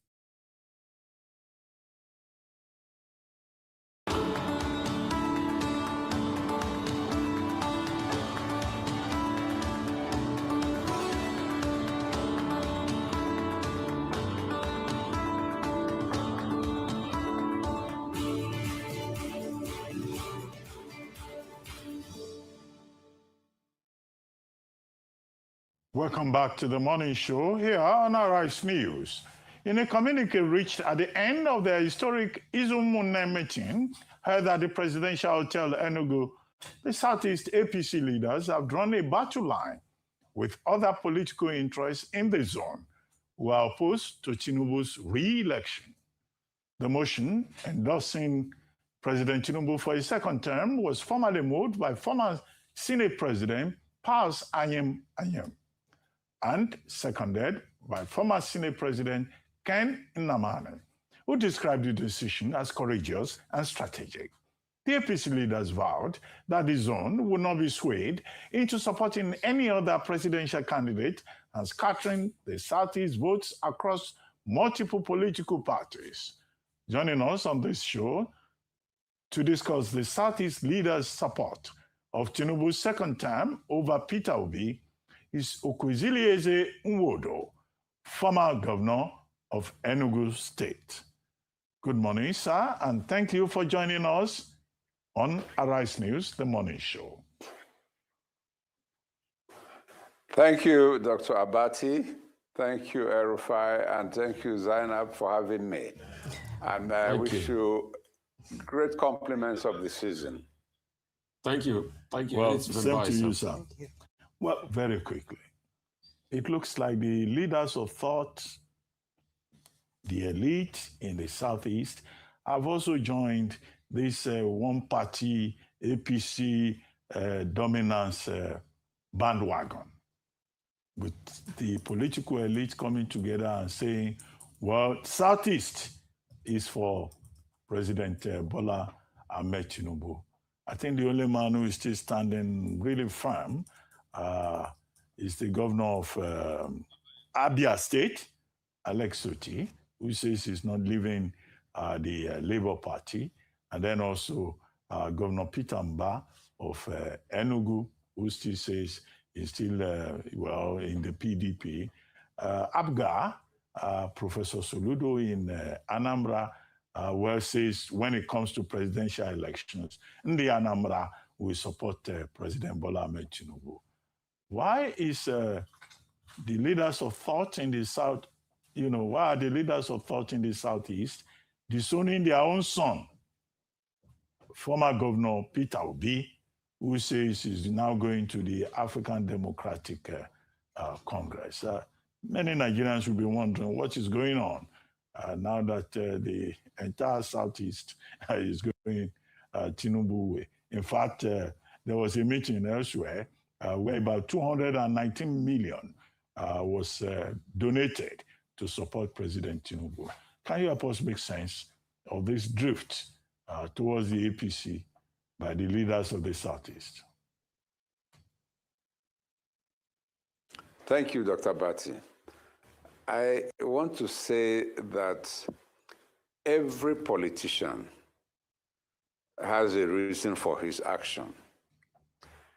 I will not attempt to hold brief for any of our politicians in the Southeast who wishes to support the president for a re-election.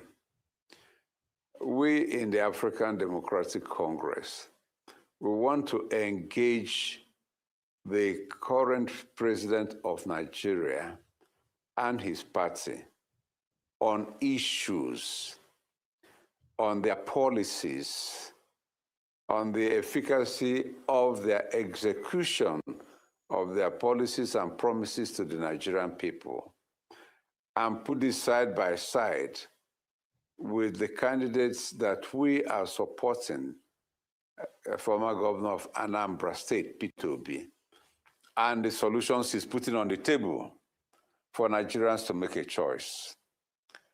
As you can see, the declaration of important politicians in the Southeast for the APC is not restricted to the Southeast. It's all over Nigeria.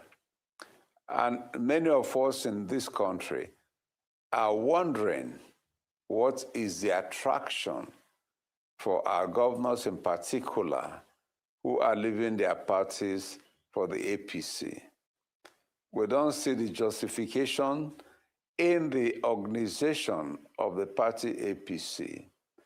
We don't see it in the performance of the central government, which is run by the APC. And people are wondering why we should be drifting to a one-party state, not based on ideology, not based on the performance of that party, but many cases, unexplained reasons, the reasons that have not convinced the Nigerian people or even people in their various states why their governors have moved. But as I said, it is the inalienable right of the governors to move, whether what they tell us are the reasons for their moving or there are other compelling reasons why they moved. Until they say so, we cannot begin to take them up on those. But I can tell you something. In the Southeast, our people have learned to follow their conscience when it comes to voting in a general election. You will recall that in the immediate past election in 2023, Peter Obi single-handedly blazing the trail like John the Baptist crying in the wilderness, was able to convince the Nigerian people that he had something that can change the status quo that we were enjoying under the presidency of Buhari at the time. And many Nigerians believe that at the end of the day, he convinced more Nigerians and scored more votes in that election, but he was not declared the winner. And we have, after the court processes, accepted the results as declared. But what I want to emphasize is that in the Southeast, we had sitting governors who could not deliver their states and who even contested the election to go to the Senate. And they could not win those elections because of the tsunami of the obedient movement in the Southeast at that time. Today, that tsunami is more likely to sweep more viciously for the simple fact that our people and people all over Nigeria are living in poverty. Okay. Poverty that is increasing in exponential proportion. They're living in hunger. Okay, Excellent. They are suffering massive unemployment. If I may interject at this point, the argument that is being made is quite straightforward. I was in Enugu towards the end of last year when the governor decamped to APC, and you know, the feeling on the ground, just from ordinary people on the streets, is that they were saying that, well, the governor can go where he likes, but we are obedient. That was the sense that I got from the few young people that I had an opportunity to speak to, and they were saying that all these movements are elite movements, politicians, you know, playing strategic games. They don't necessarily reflect the will of the people. However, time and time again, we've continued to emphasize and unpack the role of federal might. You've already spoken about some incumbent governors who are unable to succeed even with the power of incumbency. But this time around, we see a more concentrated use of what we might call federal might to try and sweep the Southeast, even though it was a landslide for Peter Obi in 2023. What impact do you think this shifting of governors, shifting allegiance to align with the federal might will make? Is it impossible that it will have an impact? And is the Peter Obi factor of 2023, does it still have the same impact and the same euphoria that it carried just 3 years ago? Well, two reasons I will give you, Zainab. Number one is that APC... Can you hear me? Yes, go ahead. Vimbaye is my name. Okay. Okay, Zabai, sorry, I'm sorry. I pronounced it wrongly. Now, if you go to Enugu State, let me start from where I come from. APC has not been a popular party in our state. PDP was. And before the 2023 election, PDP had won all the councillorship elections in our state since the party was formed, all the local government chambership election, all the state assembly elections, all the House of Representatives elections, all the senatorial elections, all the governorship elections, and has cast majority votes for every presidential candidate of PDP in Nigeria. That was how powerful PDP was in Enugu State. But come 2023, and APC had a candidate for governorship in our state. The candidate in the entire state scored 14,000 votes. That was how unpopular it was. And it was not helped by the tsunami, that even that popularity that PDP had was swept over by the obedient tsunami.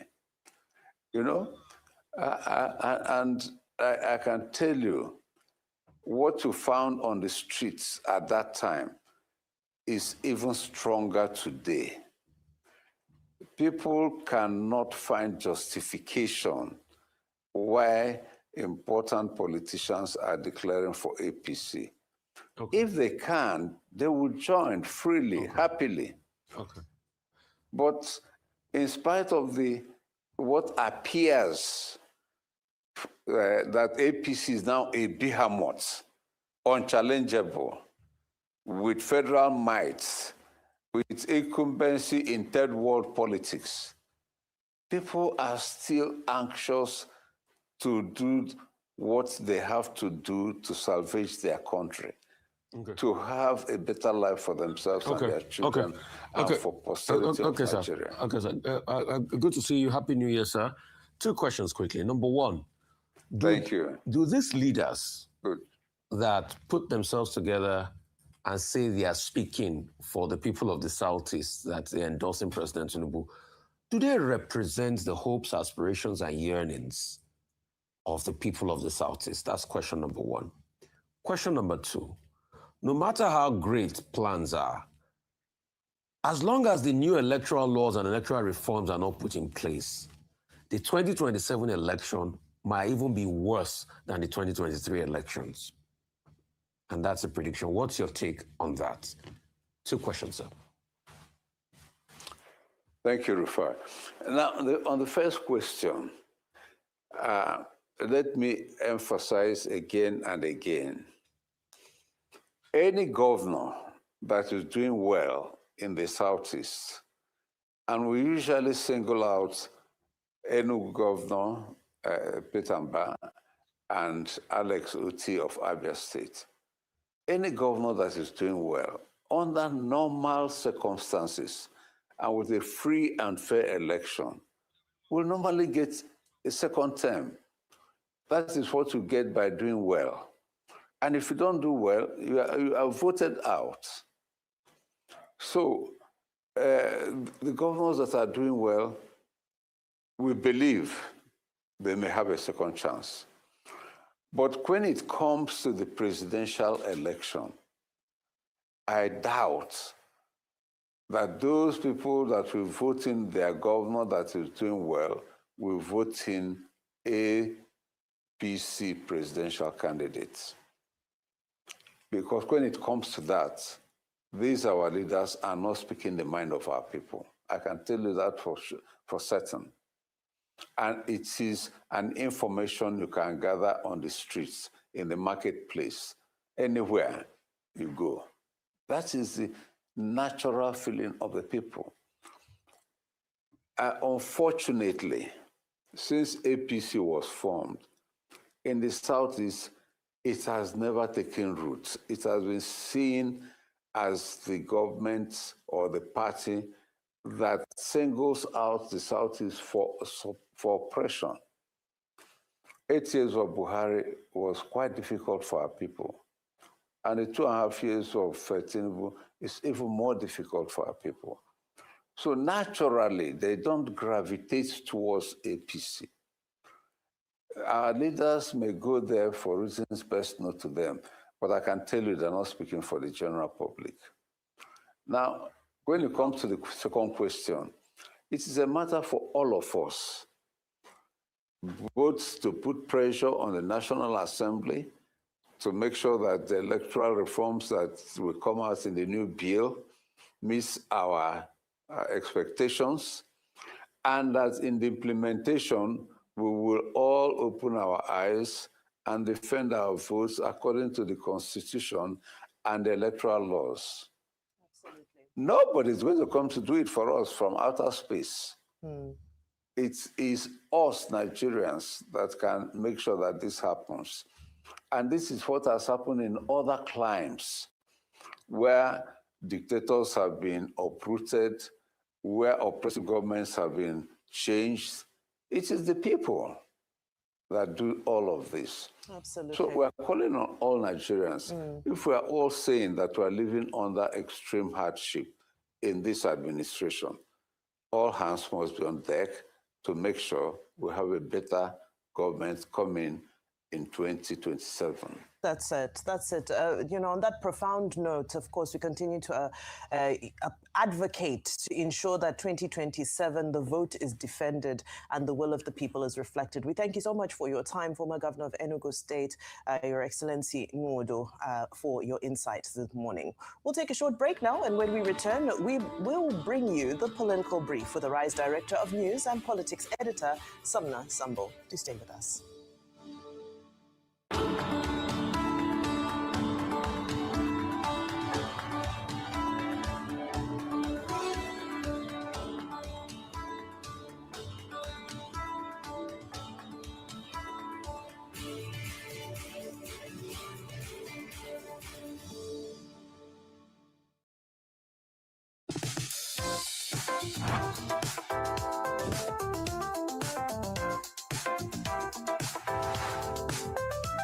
Mommy, relax.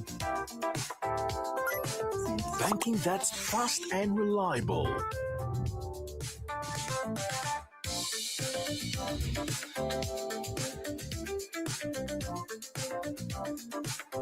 A debit card that works. Enjoy unlimited free transfers. To me the truth. Where is all this money coming from? Mommy, relax. I just bank smarter with unlimited free transfer from PalmPay. Eh? But do they give you free money too? Yes, so I get up to 20% interest on my savings annually. And that is what I used to buy the lace. But you still owe me for the groceries shop. With PalmPay, your money moves when you want it to. PalmPay, the smarter way to bank.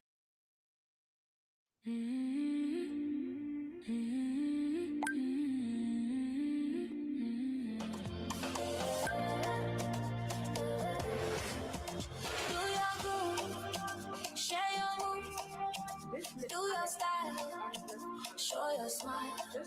Do your future, show your tutor. Do your stream, share your dream. Do your passion, share your fashion. Do your pain, show your game. Do your friendship, share your time. Do your laughter, make it true. With Glow YouTube. Do you. 250 Naira for 5 hours. 600 Naira for 14 hours. Dial *312#. With Glow YouTube bundles. Do you? Glow Unlimited.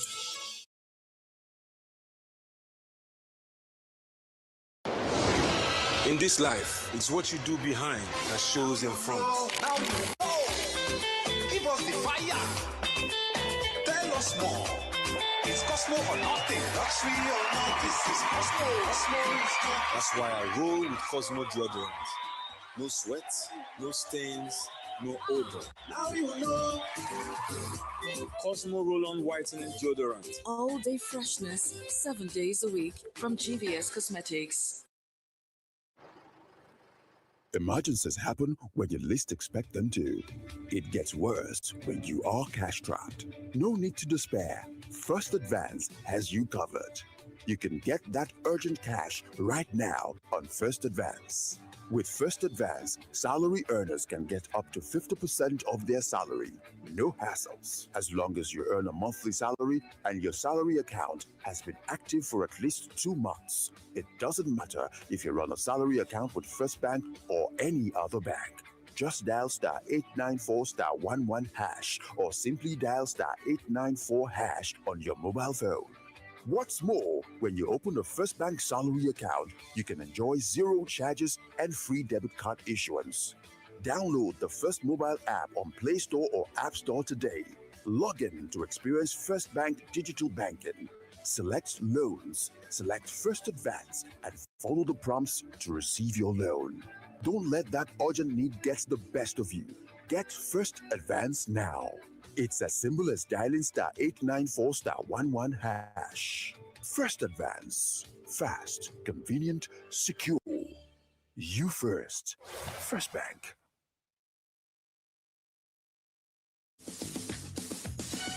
Naira, shillings, China, yen, interest rates are up again.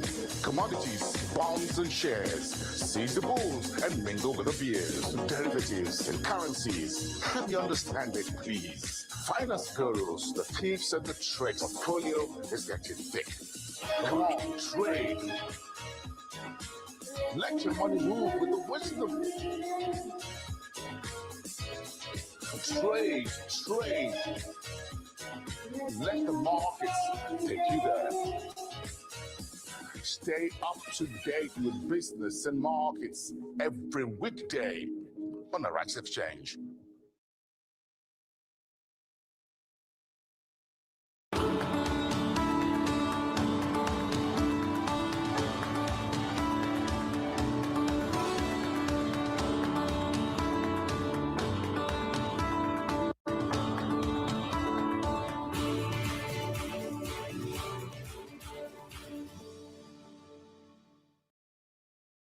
Welcome back to the morning show here on Arise News. Now, Minister of the Federal Capital Territory, Nyesom Wike, has insisted that political power is earned through strength and strategic action, warning that Obioakpo local government area remains a decisive force in River State politics. Wike also dismissed calls for his removal, stressing that the power to sack him lies solely with the president. Political tension escalated in the state last week after the House of Assembly accused Governor Siminalayi Fubara and his deputy, Professor Ngozi Odu, of undermining legislative authority in the state, spending without budgetary approvals, among other accusations.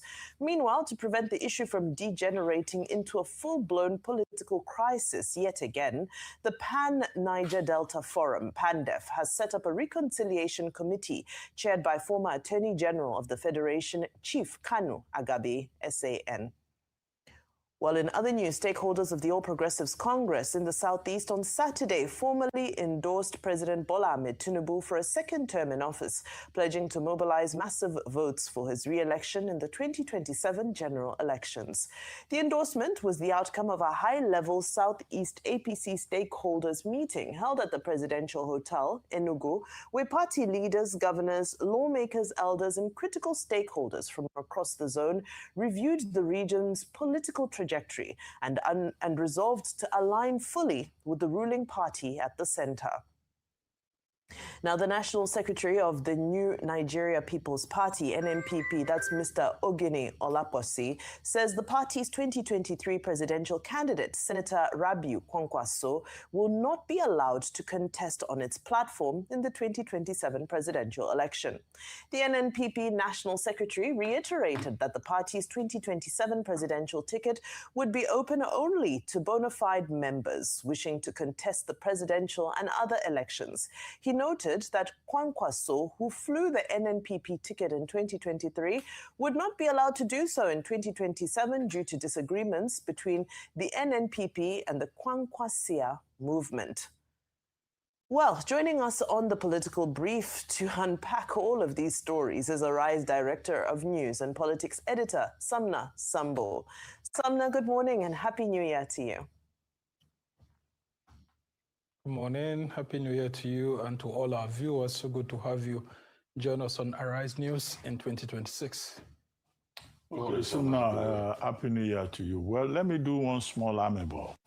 Vimbai was referred to as Zainab by Dr. Nwodo, whom we spoke with earlier on. But it's a beautiful name, by the way.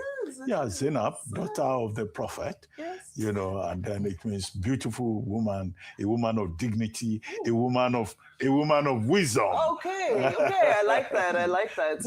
You are a fragrant flower. Thank these you, are very Dr. complimentary meanings of the name. But very quickly, Sumna Sambo. Dr. Nwodo was discussing the Southeast and the endorsement of President Bola Ahmed Tinubu. What do you make of that? And then, of course, latest developments in Rivers State, where Minister Wike says, well, Rivers State is a no-go area, and that the Rainbow Coalition will determine whoever wins in Rivers, and there is nobody called Fubara 001, and that his tenure is ended and it is over, and that in any case, Rivers is going to vote en masse, fully, landslide for President Bola Ahmed Tinubu. He has decided that. And then NNPP, which faction does Olaposi belong to?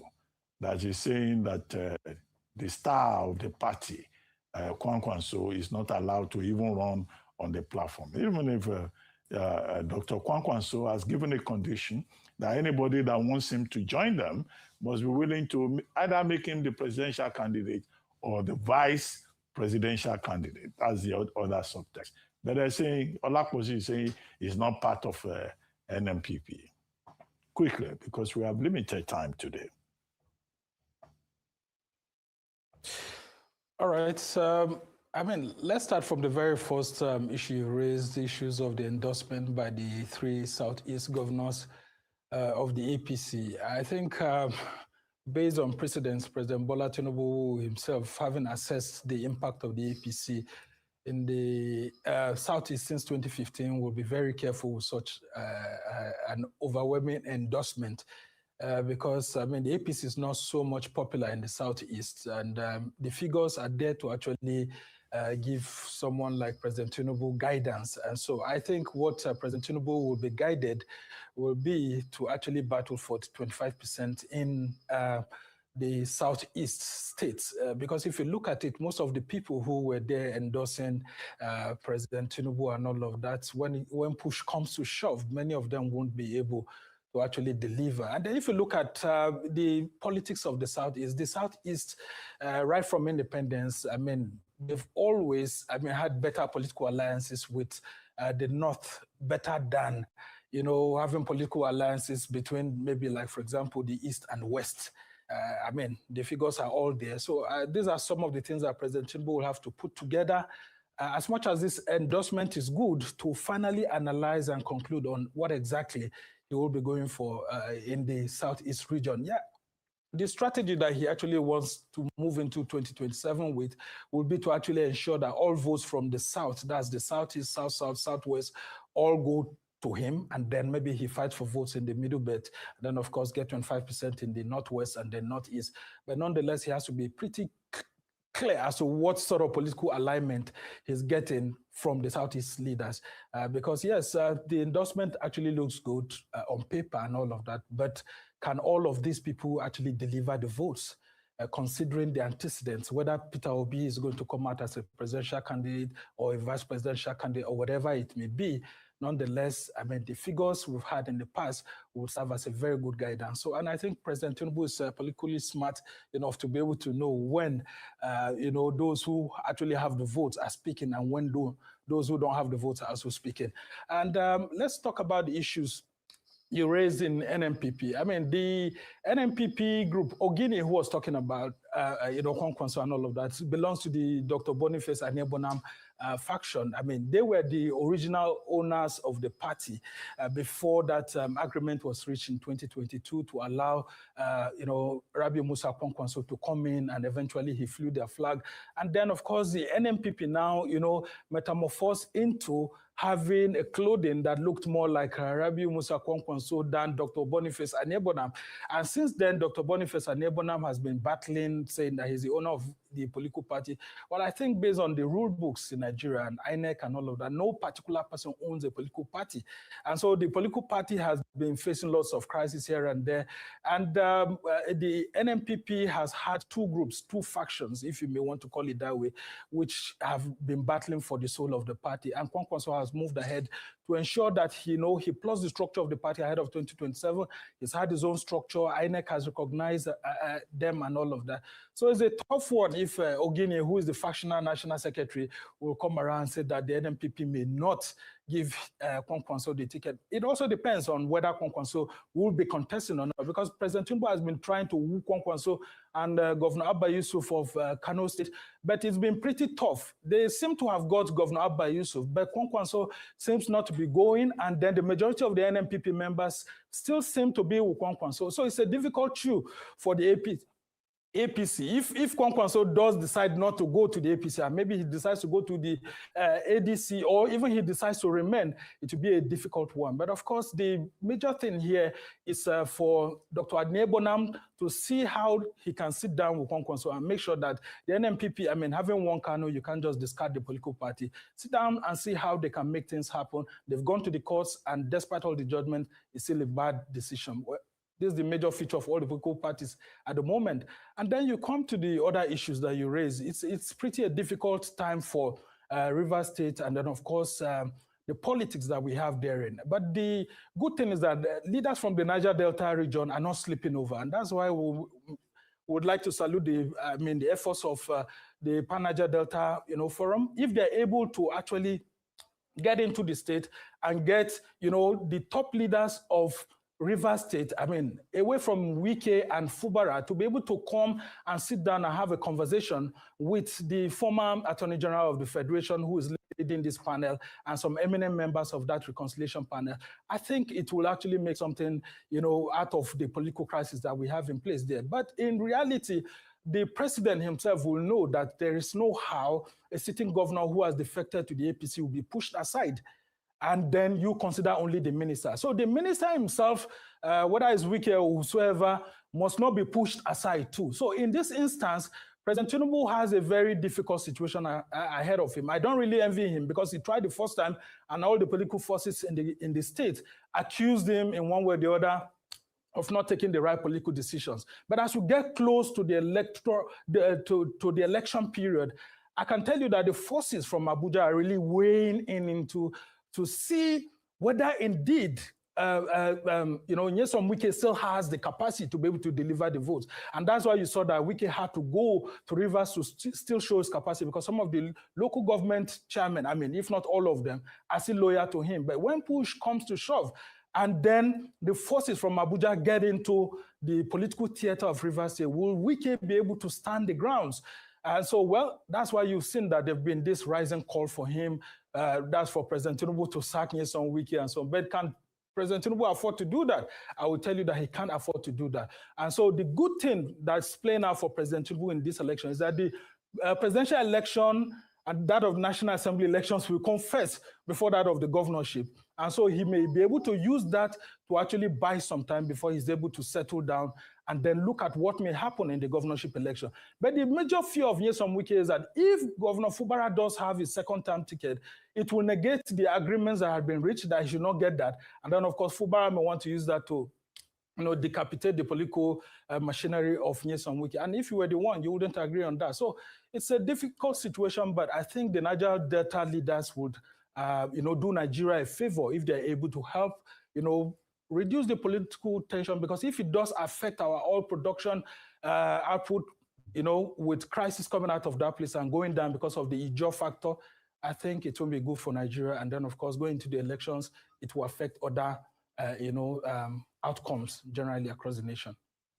Well, a lot happening within the political parties, whether it be in the ruling party or in those opposing. And certainly looks like one thing is for sure, that beyond being a competition between political parties, 2027 will surely be a battle between factions as well. Samna Sambo, thank you so much for your time today and for your analysis. It's time for a short break now. When we return, Aaron Akerijola and Ebi Omon will be bringing us a global sports update. Do stay with us.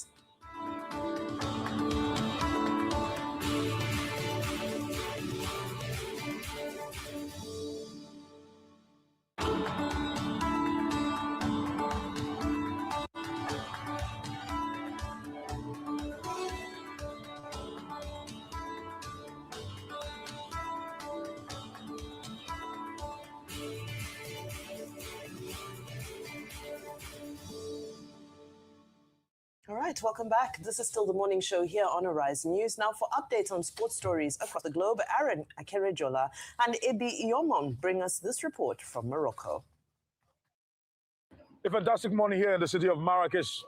It's been football fiesta for the Super Eagles of Nigeria, from the Atlas Lions of Morocco, for the Teranga Lions of Senegal, and now living at the Pharaohs of Egypt. AB, we are now at that particular point, the semifinals, and there were 4. Talk to me about these things before we focus on the Super Eagles. Well, 4 teams qualified for the semi-finals. Of course, the host Morocco in that mix, Senegal, Egypt, and Nigeria. This tournament so far has shown that the big boys are not cutting any slack at all, because they've not been intimidated by the lesser teams. Even in the quarterfinals, the 8 teams that qualified, there was no single upset in the tournament. And moving forward, we had Nigeria against an Algerian side that had so many fans. We had Morocco also in action, getting a victory as well against Cameroon to progress to the semi-finals. So it's just interesting that these 4 semi-finalists have emerged. All right, let's talk about the Super Eagles. The Super Eagles right now are back to fairs.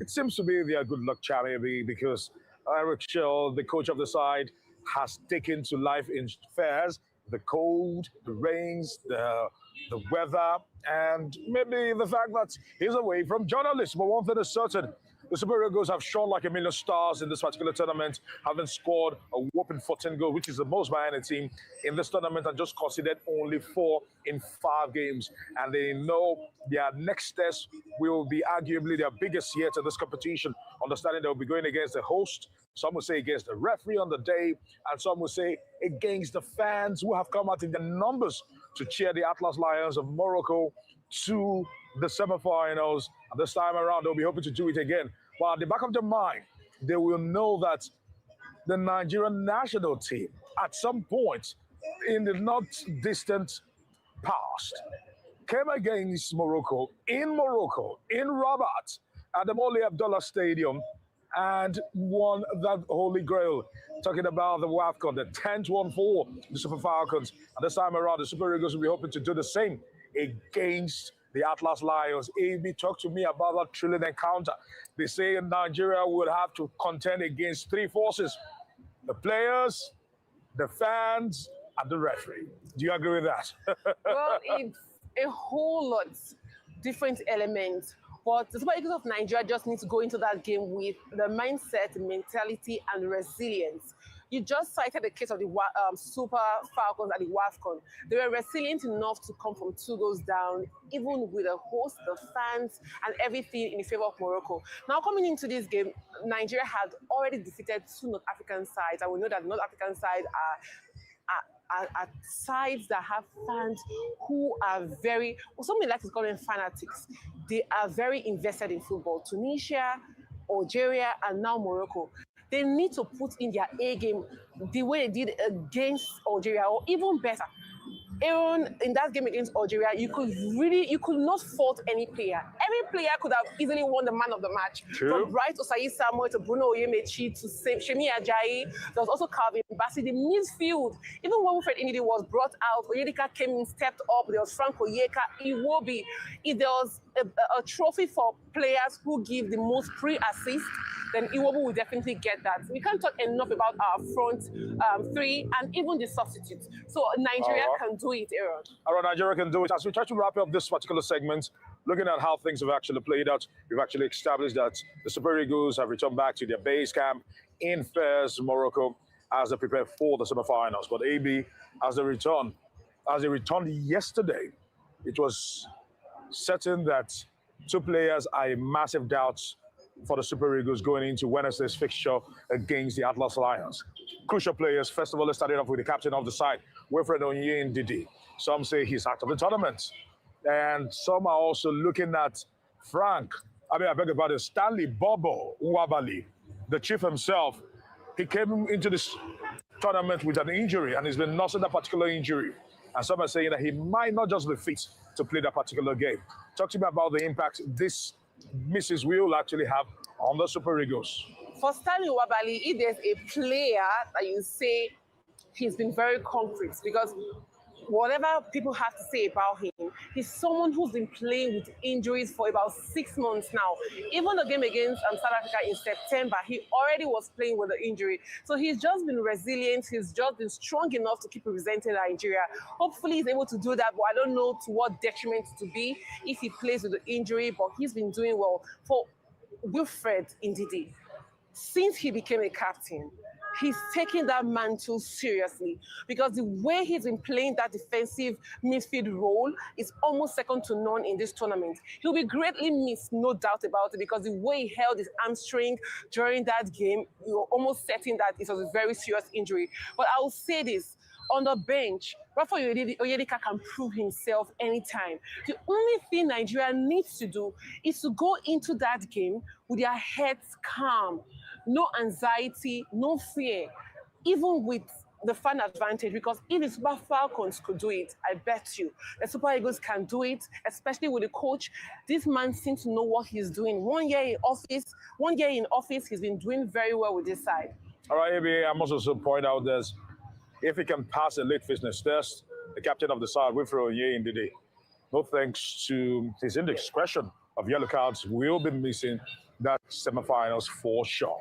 Whether he will not be fit for the finals or the third place match in Casablanca, we'll have to wait and see. But one thing is certain, the Super Eagles are in high spirit. They now are the team to beat in this tournament. And for the first time in more than a decade, we are seeing an attacking Super Eagles, we are seeing an accomplished Super Eagles, and we are seeing a Super Eagles that is full of goals. Baby, I cannot wait. Wednesday is coming.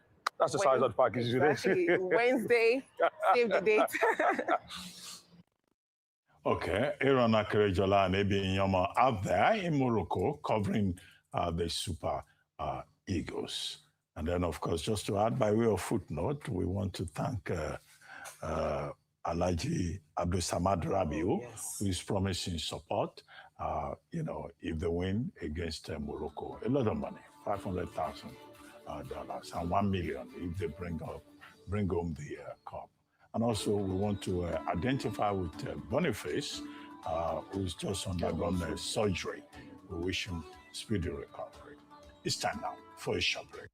And when we return, Anieze Ani Osakwe will be here with details on what's trending. Stay with us. We'll be right back.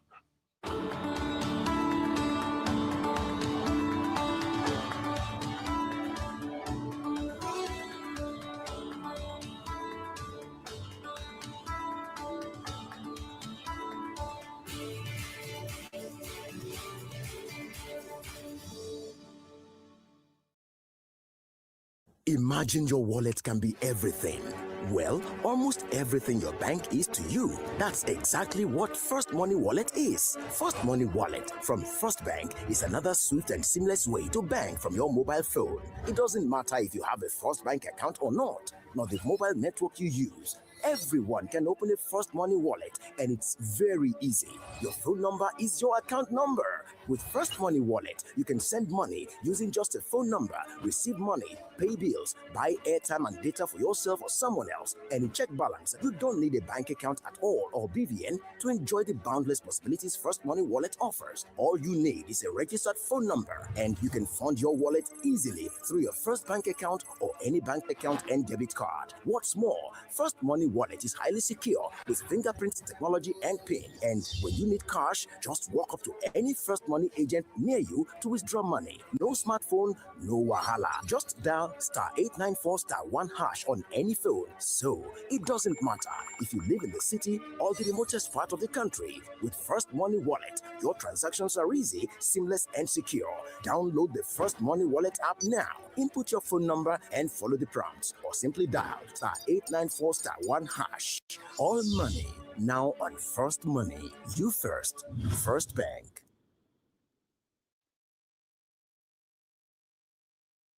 As far as your eyes can see, you can own it. Built on integrity, surrounded by nature, a place where you feel alive. With golf course, amusement park, artificial lake, sports centers, residential and commercial spaces. Be among the first to invest for greater returns and a new lifestyle. Utu exclusive. Live, play, relax. Invest today.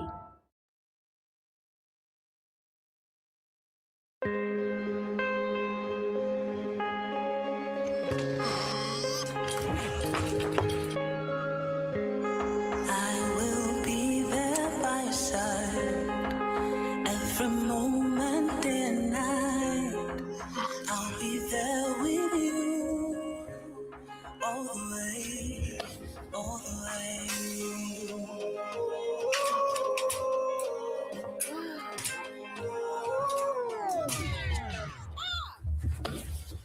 All the way, all the way.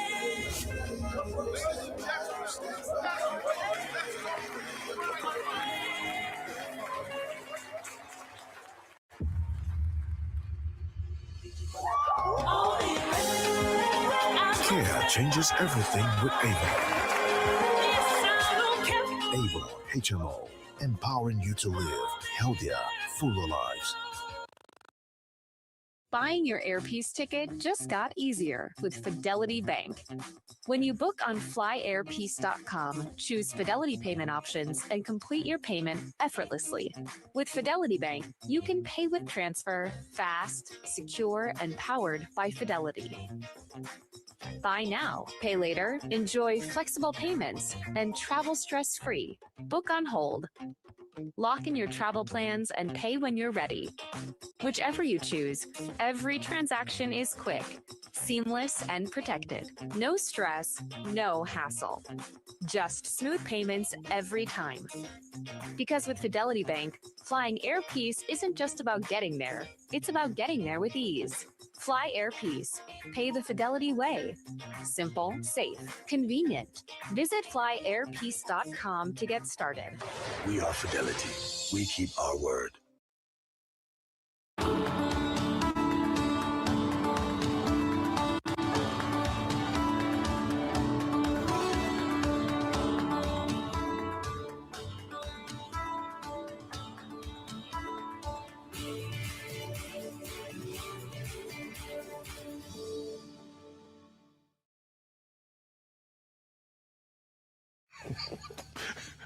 Welcome back to the morning show here on Arise News. Don't worry, don't mind us.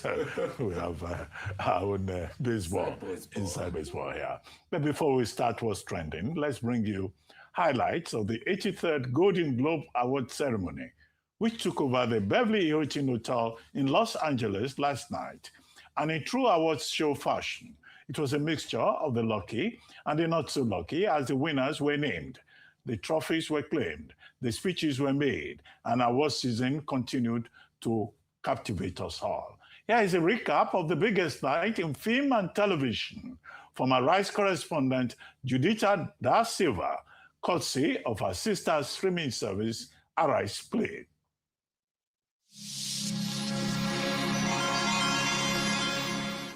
The 83rd Annual Golden Globe Awards was the final crowning jewel at the end of a week of Golden Globe events and celebrations bringing the biggest names in Hollywood together in Los Angeles. Stars arrived at the Beverly Hilton Hotel to climb the newly created staircase called the Golden Ascent, as the eagerly awaited showcase of fashion and finery was on full display on the red carpet for the world's press to capture and the viewing public to enjoy. And then it was on with the show. Comedian hit Sinners. But Sinners did not go empty-handed, with Ludwig Göransson winning the award for Best Original Score, and the film winning Best Cinematic and Box Office Achievement. Then as the curtains fell on the 83rd Golden Globe Awards, and the stars poured into their limousines and headed to the various after-parties, it was a mixture of congratulations and commiserations as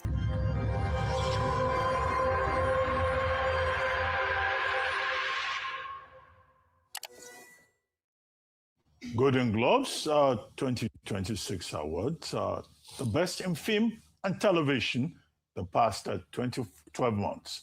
The past 12 months, as reported by our Arise correspondent Judita Da Silva, giving us there a recap of the top winners at the 83rd Annual Golden Globe Award ceremony in Los Angeles last night. Now, joining us right now with stories trending around the world is Anieze Osakwe. Yes. Good morning, Annie. Good morning, Good to see Dr. you. Abati. Good to see you too. Good to see you all. We were just talking about movies. I have a lot of movies clearly to catch up on from the Golden Globes. Thanks to Rotus, I know a lot about Sinners, but beyond Okay, that, I yeah. haven't watched a Yeah, lot it of was movies banging lately. Sinners. Yes. I think it came out around April last year Mhm. because I remember even when we were in Washington, there was like, oh, let's go see Sinners, let's go see Yeah, I Sinners. think we watched it like 6 times. Sinners Yeah. is epic. Yeah. Sinners watching Sinners. Ah, doctor. There you Isn't go. that interesting? Doctor. Okay. Oh, no, imagine. Yes. You don't speak Yoruba. Hello, man. Only assimilated. Exactly. Well, on that note, good morning to everyone out there. And thank you all for starting your day with us. We begin what's trending with people online reacting with a sense of optimism and hope when it comes to the fight against terrorism, after a new video released on Sunday showed the Nigeria Police Air Force Wing attacking and killing a number of unspecified terrorists in Kogi State. And according to an official statement from Kogi State Police, they say that this joint police-military attack has yielded results, that terrorists were removed, their networks taken out, and scores neutralized. Let's watch.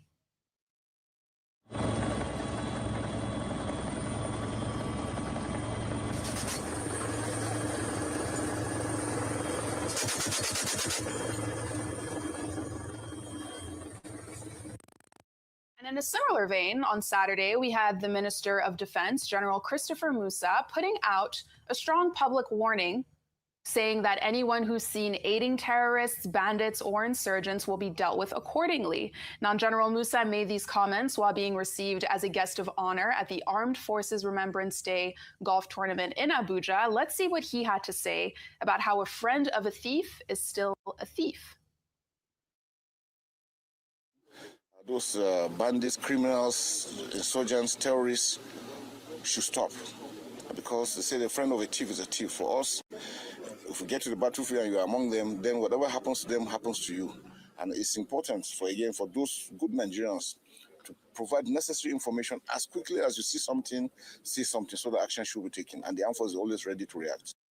But in the backdrop of all of this, we had Nigerian forces seeming to go all in the fight against terrorism. But the Katsina state government on Saturday fully defended its own decision to initiate the release of 70 people suspected to be involved in terrorism back into society. Now, according to the Commissioner for Internal Security and Home Affairs, Nasir Muazu, you see on your screens, the decision is all part of a peace agreement between communities and bandits that have repented across the state. So on the one hand, we have this large-scale operation between the Air Force and police to kill terrorists in Kogi. We have Musa making it clear that the federal government has a zero-tolerance policy against anyone aiding terrorists. But then you have this initiative from the Katsina state government to release repentant terrorists back into society. So Rufai, I'll start with you. How's the public supposed to reconcile all of this?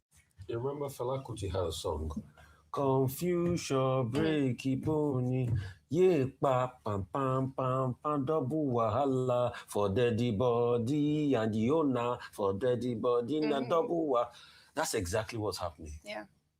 The military chief is saying, we got to kill them because, yes, we got to kill them.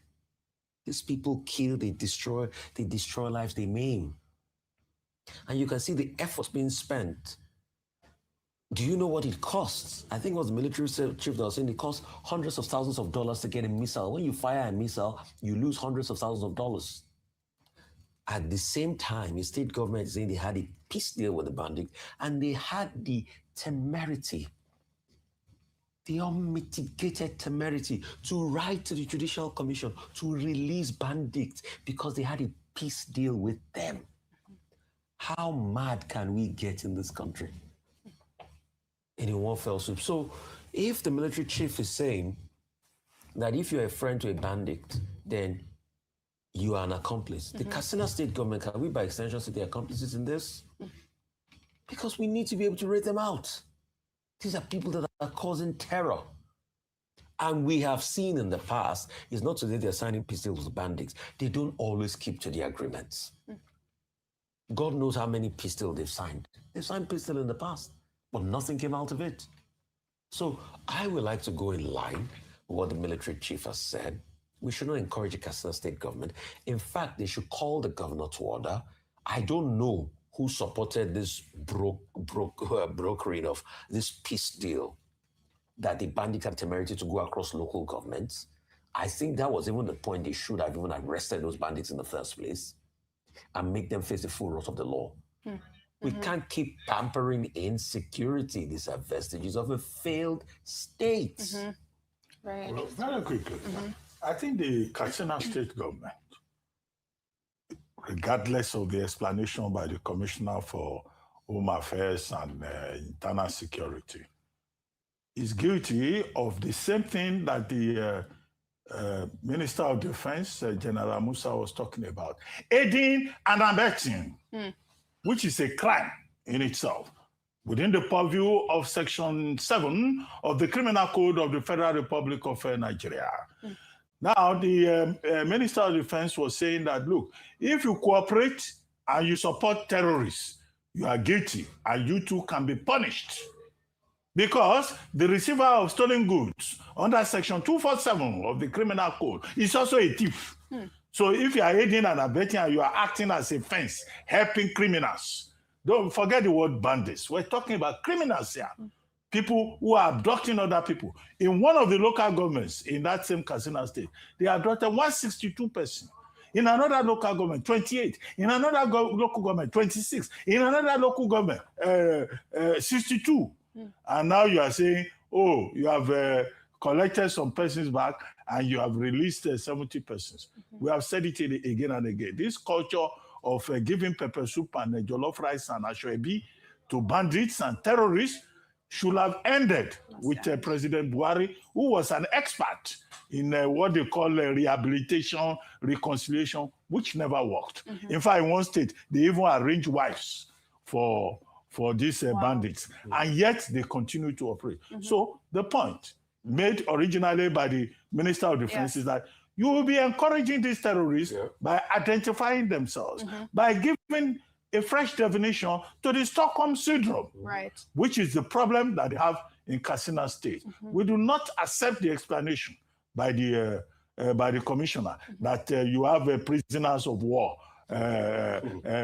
prisoner exchange, prisoner swap. That's not the case here. You are exchanging criminals with innocent people. Absolutely. All those 70 persons that were released and they've been negotiated with should be facing the full wrath of the law. Absolutely. And not asked that their cases be withdrawn from the courts. Absolutely. I think it beggars belief. I think it's confusing. And this is why many people say that the Nigerian governments, particularly at the state level, they don't seem to understand what is going on. Exactly. The position of the federal government is that we do not negotiate with terrorists. Exactly. And then in Katsina, they are negotiating with terrorists and they are beating their chest about it. Imagine the commissioner say, if you are not happy, seek redress in the court of law. What insolence. Yes, that's such a key point, that the state and federal government need to be working in unison together as opposed to going in different directions. But let's now take another story. We're here in Lagos. The world-renowned Nigerian author Chimamanda Ngozi Adichie and her family are grieving, but they're also calling for accountability from the private hospital Eurocare after the death of her 21-month-old son, Nkanu Nnamdi. So in a detailed legal notice put out on Saturday, Adichie's lawyers allege that the hospital, its anesthesiologist, and personnel as well, neglected the duty of care for their son, who died on the 7th of January. Now, according to the notice, their child was referred to this hospital for procedures before a medical evaluation in the US with an American team on standby. But in a notice, Adichie's lawyers outline a series of lapses from Eurocare, including the appropriateness and amount of propofol given to her child, a lack of continuous monitoring, a lack of resuscitation equipment, among a plethora of other issues. Now, lawyers say that these lapses make the hospital and personnel involved liable for medical negligence that led to the child's death. Now, as a result, the Lagos State Governor, Babajide Sanwo-Olu, has now ordered a probe into the alleged medical negligence, while Eurocare noted in a Saturday statement that it had started a detailed investigation.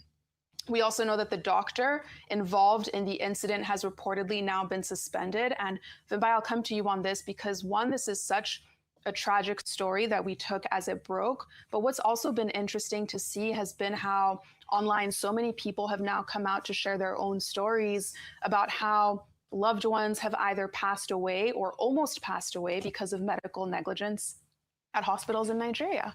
Yes, and as a result of this, a lot of us have sort of traumatic responses when we go into hospitals now. You're on Google, you're on ChatGPT, you're double checking, you're paranoid because you want to ensure that everything is being done properly. However, this is a matter that is still being probed, is still being investigated. But at the foundation of it, what are the allegations? The allegations are that, when this anesthetic was administered, they say that medical professionals say that there are various stages of monitoring that need to happen after such an anesthetic has been administered, especially to a child. The account says that instead of this child, being monitored, being on oxygen, that the anesthesiologist kind of just, carried the child over his shoulder casually, from room to room, from various procedures and so forth. The picture that's painted is devastating. And especially from, institutions that, these private institutions are some of the institutions that people feel, well, this is where relief will come from, because people feel that in the public institutions, the lack of funding and, the lack of medical personnel available is detrimental. Now, if you can't also turn and trust the private institutions, then what is going on? Again, the institution has responded and they've said that they followed all due procedures. Investigation is underway. Evidence will be tendered, and we'll get to the bottom of this. I do hope we get to the bottom of this. But in the morning, Dr. Abati made a very profound point, which is that in a period of just about 2 to 3 weeks, we've made global headlines. Nigeria has been in the headlines #1 for insecurity when Donald Trump struck, which is totally unrelated, but I'm just talking about Nigeria's image right now globally. So you have headlines on that. Then following that, you have headlines about Anthony Joshua having a car accident. Now you have Chimamanda Adichie. What I'm saying is that Nigeria's global image currently is going to need a lot of work to be done. Is it PR work that needs to be done? Well, some people might say that's important, but I think that it's a moment for us to sit down and reflect and see how to get get back to the fundamentals of nation building so that we can correct some of these wrongs that are now systemic failures that normal people who don't make headlines daily face and contend with on a daily basis, so that this stops being the norm. Again, our condolences to the family. We pray that justice is served. We pray that it serves speedily. And, beyond this, I pray that they can also get some necessary privacy to process all of this, because grief is a beast, and it comes in so many stages. And I pray that she's surrounded by love and care. And father as well, both mother and father are surrounded by love and care during this time. Absolutely. May his soul rest in peace.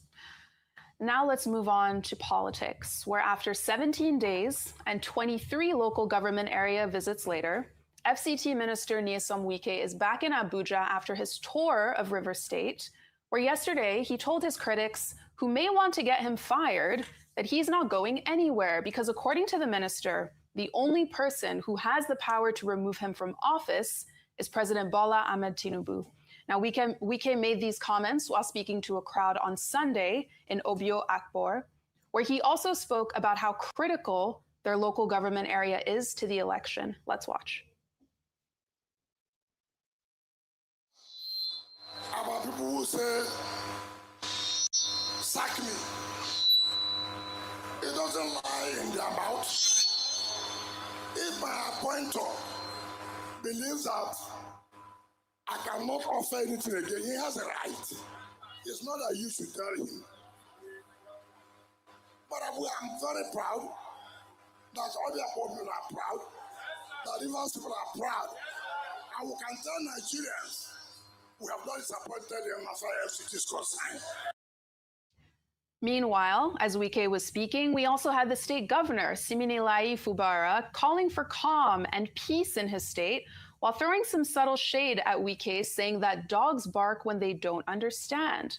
Now, the governor made these comments on Sunday while addressing a congregation at St. Cyprian's Anglican Church in Port Harcourt during a commemoration of Armed Forces Celebration and Remembrance Day. Remember, this comes as Fubara is facing impeachment proceedings from the House of Assembly over gross misconduct. But according to the governor, everything in the state is going to be all right. Let's watch. When we were marking the New Year dinner, I said something that dogs bark when they don't understand. Now, see, I think a lot of you don't understand, and that's the reason why I don't shout, I don't complain. I know what I have. I know that I have what is supreme, and that is God. So, I want everyone to be relaxed. What is important is peace for this dear state. And we'll get it. One quick reaction before coming to you, Dr. Abati. Adebanji said, Governor Fubara, this is the tweet, with all due respect, peace isn't restored by proverbs, it's restored by power. You've been talking about peace since last year, yet the political temperature in the state is still at boiling point. While you're speaking in parables, the dogs you are referring to are busy marking their territories and locking down the grassroots. Now, Wike and Fubara are clearly two very different types of politicians in terms of their delivery, their tone, their approach to politicking overall. And their two speeches yesterday were very evocative of their differences, Dr. Abati. And I guess the question now is, who will win out? Okay, I'll be very brief. Because only yesterday I had a sit down with the governor of former governor of Ekiti State on this same subject. So I don't want to. I want to wait for that interview and I'll watch it myself, and then we'll see other perspectives. However, I think that Minister Wike is right when he says that it is only his appointer that can remove him. I know many Nigerians have been saying he should be relieved of his position. But it's the prerogative of the President of Nigeria under Section 5 of the 1999 Constitution, dealing with executive powers, to give positions to whomever he deems fit. And it is within its responsibility to relieve persons of those positions, delegated powers of the of the president. Number two, I understand, I hear, and I've seen pictures showing that Minister Wike is now back to the Federal Capital Territory after spending 17 days in Rivers State, going from clan to clan, door to door, window to window, village to village, selling President Bola Ahmed Tinubu to the people. As for those people who miss him in the Federal Capital Territory, because during the period there were issues in the Federal Capital Territory, including those who quarreled with their spouses, and they said it was because Minister Wike was not in town. At least now everybody will calm down that the minister is back in town. At the time, my argument was that whether he was in town or not, whatever will happen, will happen. What is important is to have solid structures in place. Number three is that we also read in the papers that President Bola Ahmed Tinubu has now invited, the gladiators to the table for discussions and all that.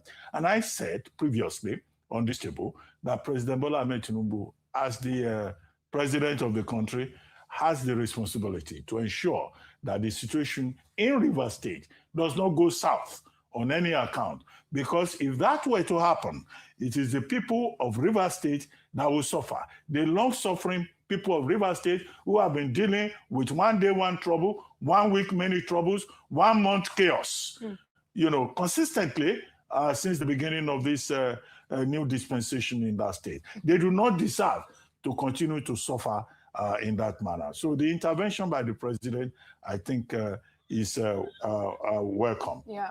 But beyond all of that, the governor, Fubara, well, previously he had begged, he had been shown prostrating or kneeling down and all of that. But the parties involved in the conflict in Rivers State must give the people of Rivers State a chance, because they are the ones who have been shortchanged, given the wrong end, the short end of the stick, with state of emergency, with all the quarrels and all of that. I think the people deserve peace. Yes. And other politicians in Rivers State should perhaps see this as an opportunity to provide maybe a third option, an alternative to the kind of a crisis that they have in Rivers State. Yes, and from Rivers State, let's now head to Edo State, where people there are commending Governor Monday Okpebholo's work on the notorious Benin Sapele Warri Road and the progress he's made to build it up.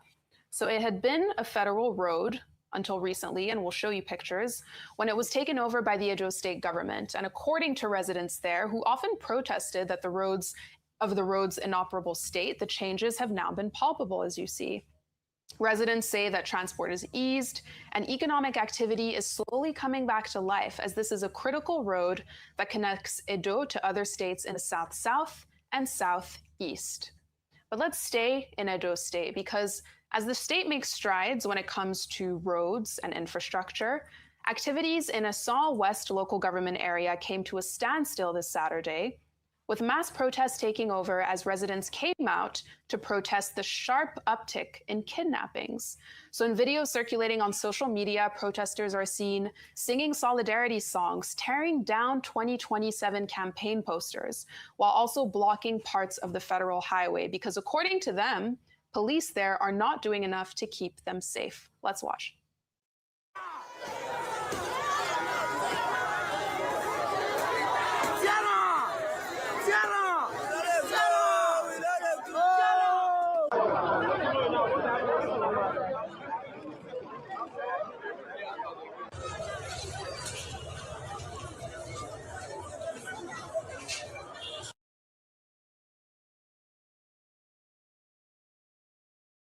And let's stay in Asal West local government area in Edo, because there's also this new video emerging on Sunday evening that really captivated social media. Why? It shows the exact moment on a CCTV camera where a man drives into a compound before gunmen emerge from a bush and take him away. Let's watch.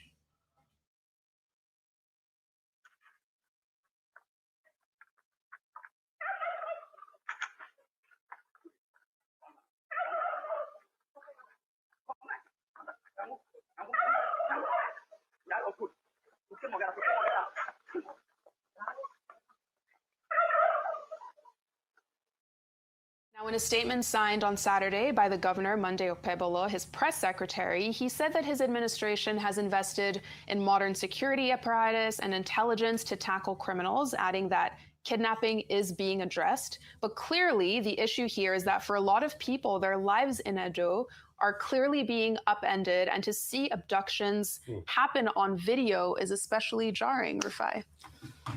I mean, that's a sad reality. So I'm happy about the Where is Sapele Road. I mean, very good one there, because that road has been like that in a deplorable state for a long time.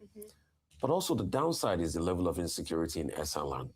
I have traveled most of that area, you know, up to Lekeke, Ubiaja, you know, Uromi, going down to Irua, and even Ekoma.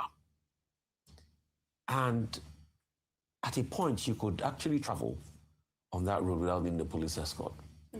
Today, it is quite difficult to travel. And that shows the level of insecurity. And that's why a lot of people are not happy about the governor. Because we have seen that it's just been lip service.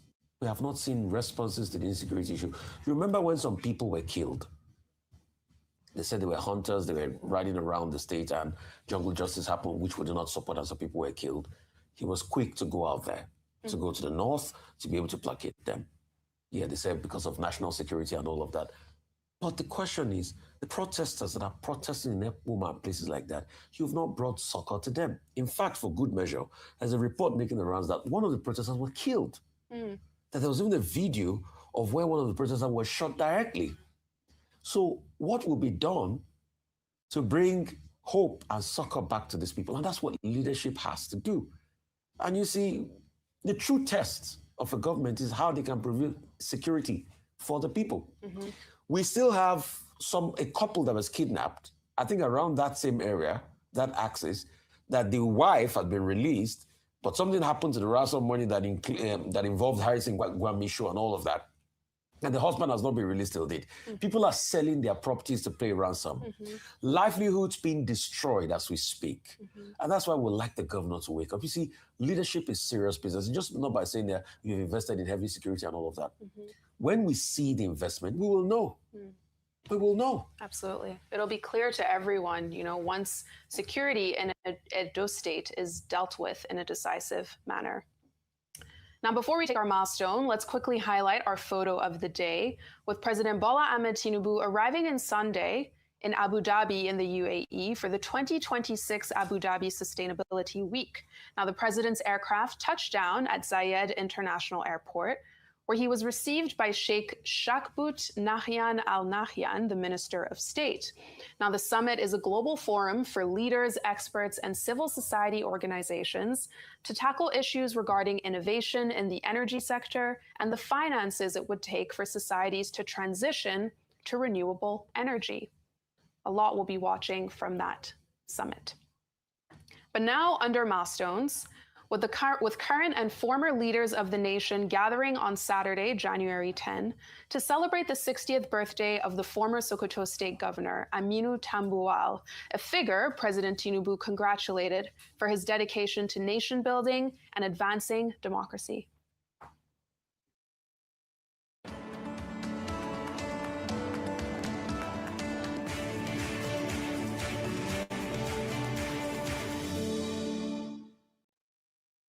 Now, the former governor's birthday was celebrated with a high-profile colloquium organized in Abuja on Saturday to mark his 60th. It brought together former presidents, vice presidents, leaders, and more, while also using the celebration as an opportunity to reflect on the state of the nation. Now, reflecting on Tambuwal's career, former President Olusegun Obasanjo, the chairman of the event, recounted how he and others supported Tambuwal when he became Speaker of the House in 2011, and encouraged him to pursue the Sokoto State governorship. Former President Jonathan also spoke, saying that Tambuwal had leadership qualities that many politicians today lacked. But Tambuwal himself used the occasion to speak about Nigeria at large and his belief that it could be so much more. Let's watch. Whether we like it or not, where we are today is unfortunate. This is not where we expected to be. Those who laid the foundation for this democracy, some alive, many of them are not living even in their graves, are not happy with the current situation of Nigeria. But I have attained this age, and therefore, I must also recommit myself to what I had always believed in, even as a younger person. I may not be taking too much risk, even though I'm prepared to take some of these risks, but I recommit myself to working along with every Nigerian who believes in finding and enthroning good democratic governance for this country.